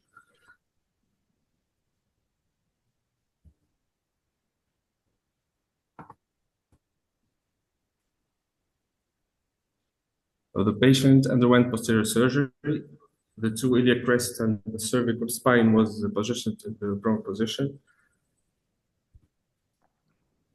The tire removal technique was used to disengage the dislocated facets. Then a laceration was performed with metal wire, and a corticospongy graft was harvested and anteposed at the operating site to perform the C4 and C5 arthrodesis. The postoperative X-ray confirmed the reduction of the dislocations with the restoration of the cervical lordosis. For further stabilization, a flat neck brace with sling was used. So on the biomechanical characteristic of the cervical spine in children, ligaments and discs are more elastic. They have less developed muscles, a greater cartilage bone ratio, as well as greater head body mass ratio. So we have excess of flexibility, but this also explains the frequency of injuries to the cervical spine. Cartilaginous area are areas of weakness where fractures or detachment can occur. Fracture can cross synchondrosis and cartilage plateaus. Frequent injuries are bone ligament junction detachment, hence the importance of the MRI. And above all, we can count on the healing power.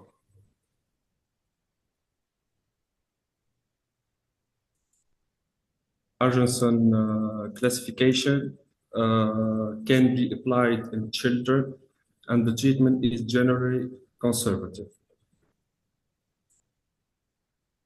There are a few reports of acute facet dislocation and chronic unilateral facet dislocation in patients less than 9 years of age, but chronic bilateral facet dislocation has not been reported.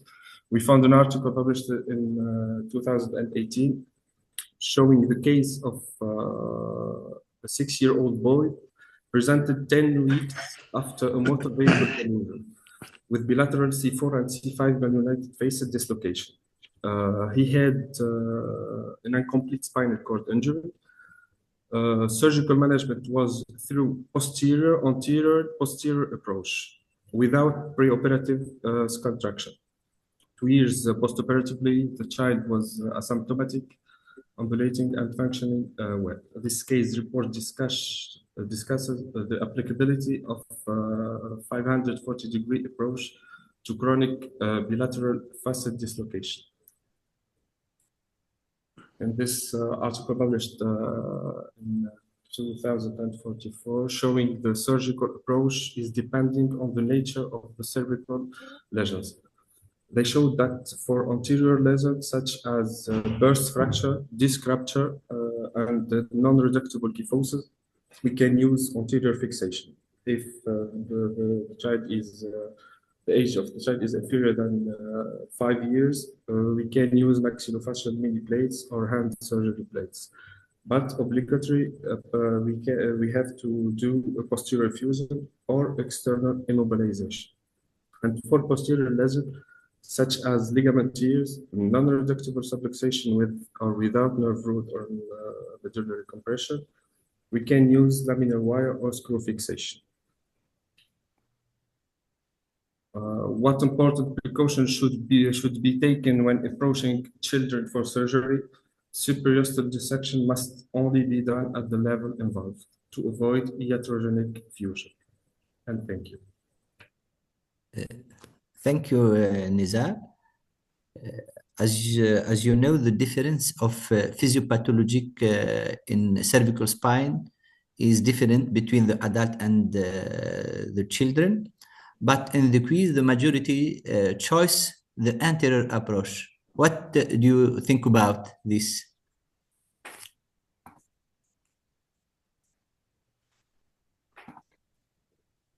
Yes. Can I answer or anybody answer? You can. Yeah. Yeah, thank you. The children, as you said, exactly completely different between adult. And the most important factor is the elasticity. They have very elastic, they have everything forgiving, the ligaments forgiving, even the spinal cord forgiving if you want to do distraction.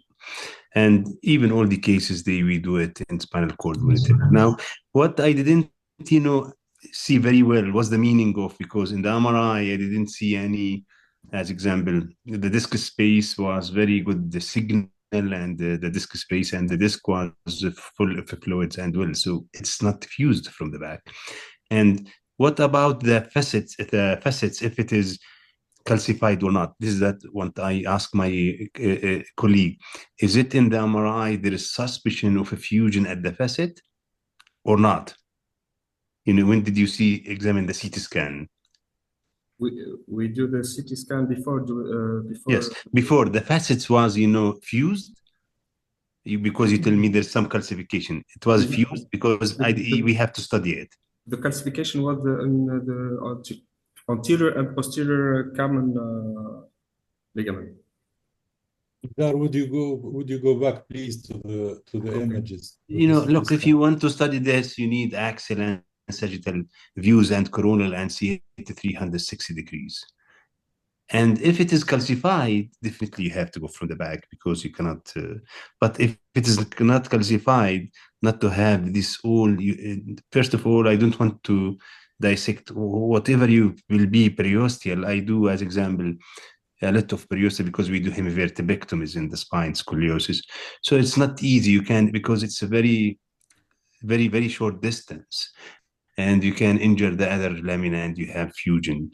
This is the first. The second, if you go from anterior, you can do only one level of fusion and you can reduce from the back in this age. It's rare. It's not common fracture. Really, I don't have the experience with the facets. I don't have these cases. But, what I have seen in children, the elasticity is forgiving. So you can do manipulation from anterior, not because you need stability and diffusion. This is my humble opinion. Even I didn't do children facet dislocation, but this is opinion, as any opinion of you, my colleagues. Thank you. I want to talk about my opinion. The diagnosis for me, it's an epiphyseal detachment. There is not a real fracture. The disc, as what we see in the MRI, the disc is good. Is not injured. It's the épiphyseal cartilage. C'est un décollement épiphysaire. Je ne sais pas comment on peut le traduire en anglais.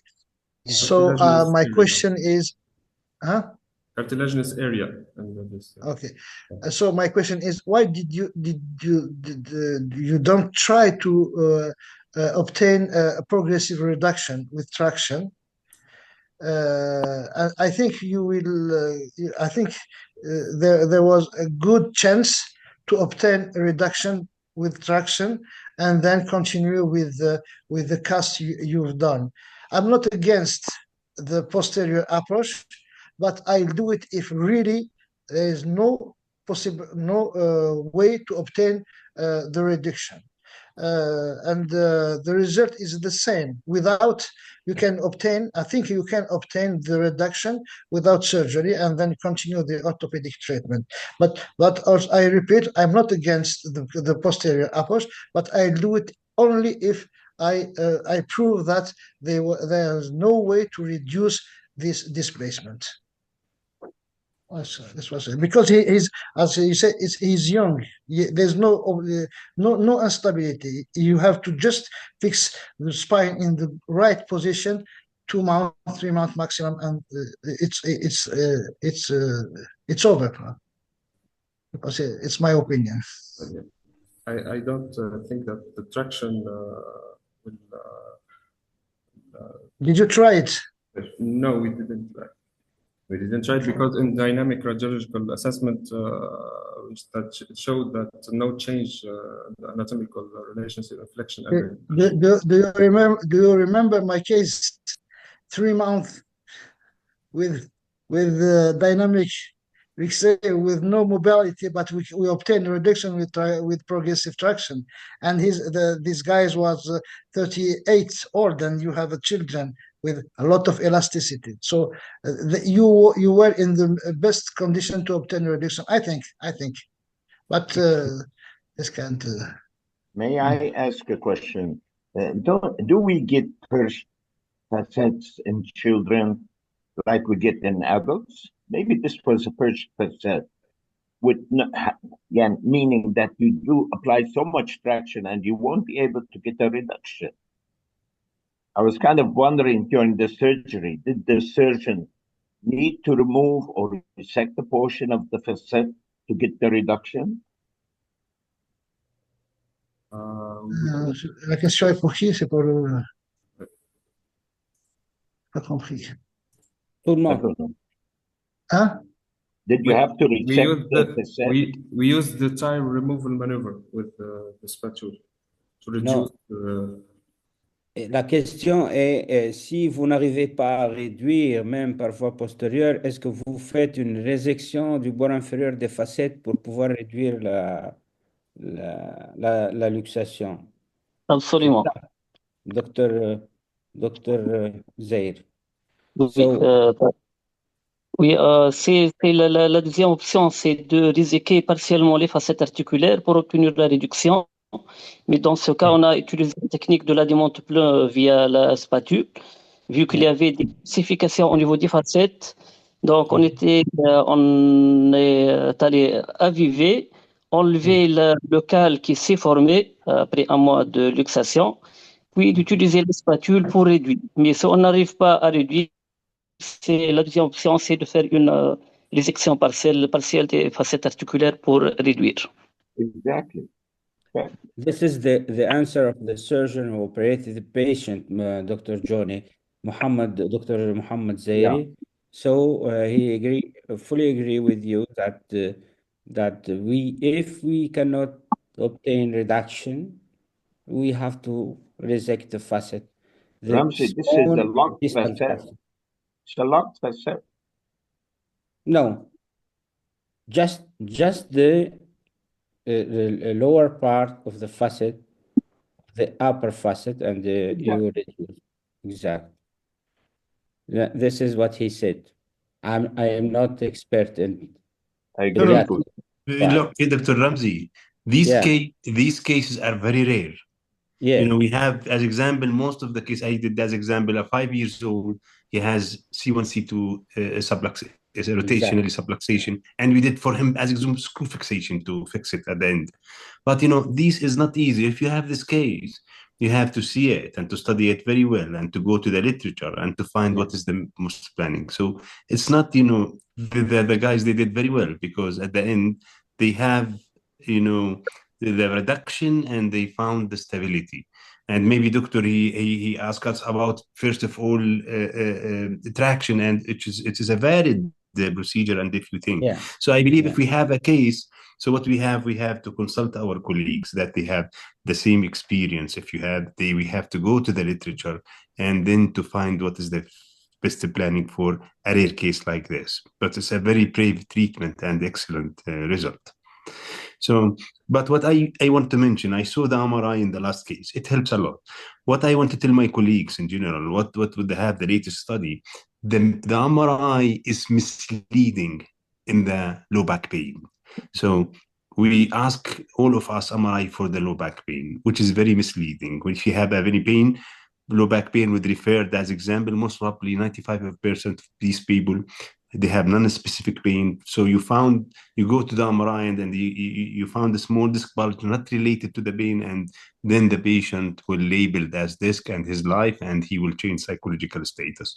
So when we need the MRI, I believe we needed to study in these important cases. When you have a fracture and we want to do a good decision, we have to use our tools, CT scan, X-ray, and MRI, and even in the cervical spine different. But if we go to the lower spine, we have the sagittal balance and what is the type of curve, and then we do our planning for diagnosis and our planning for surgery. Thank you very much. Thank you. Thank you.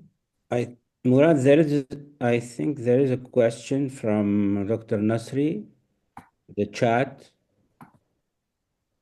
Would you remove the wire later, Mohammed Zaid?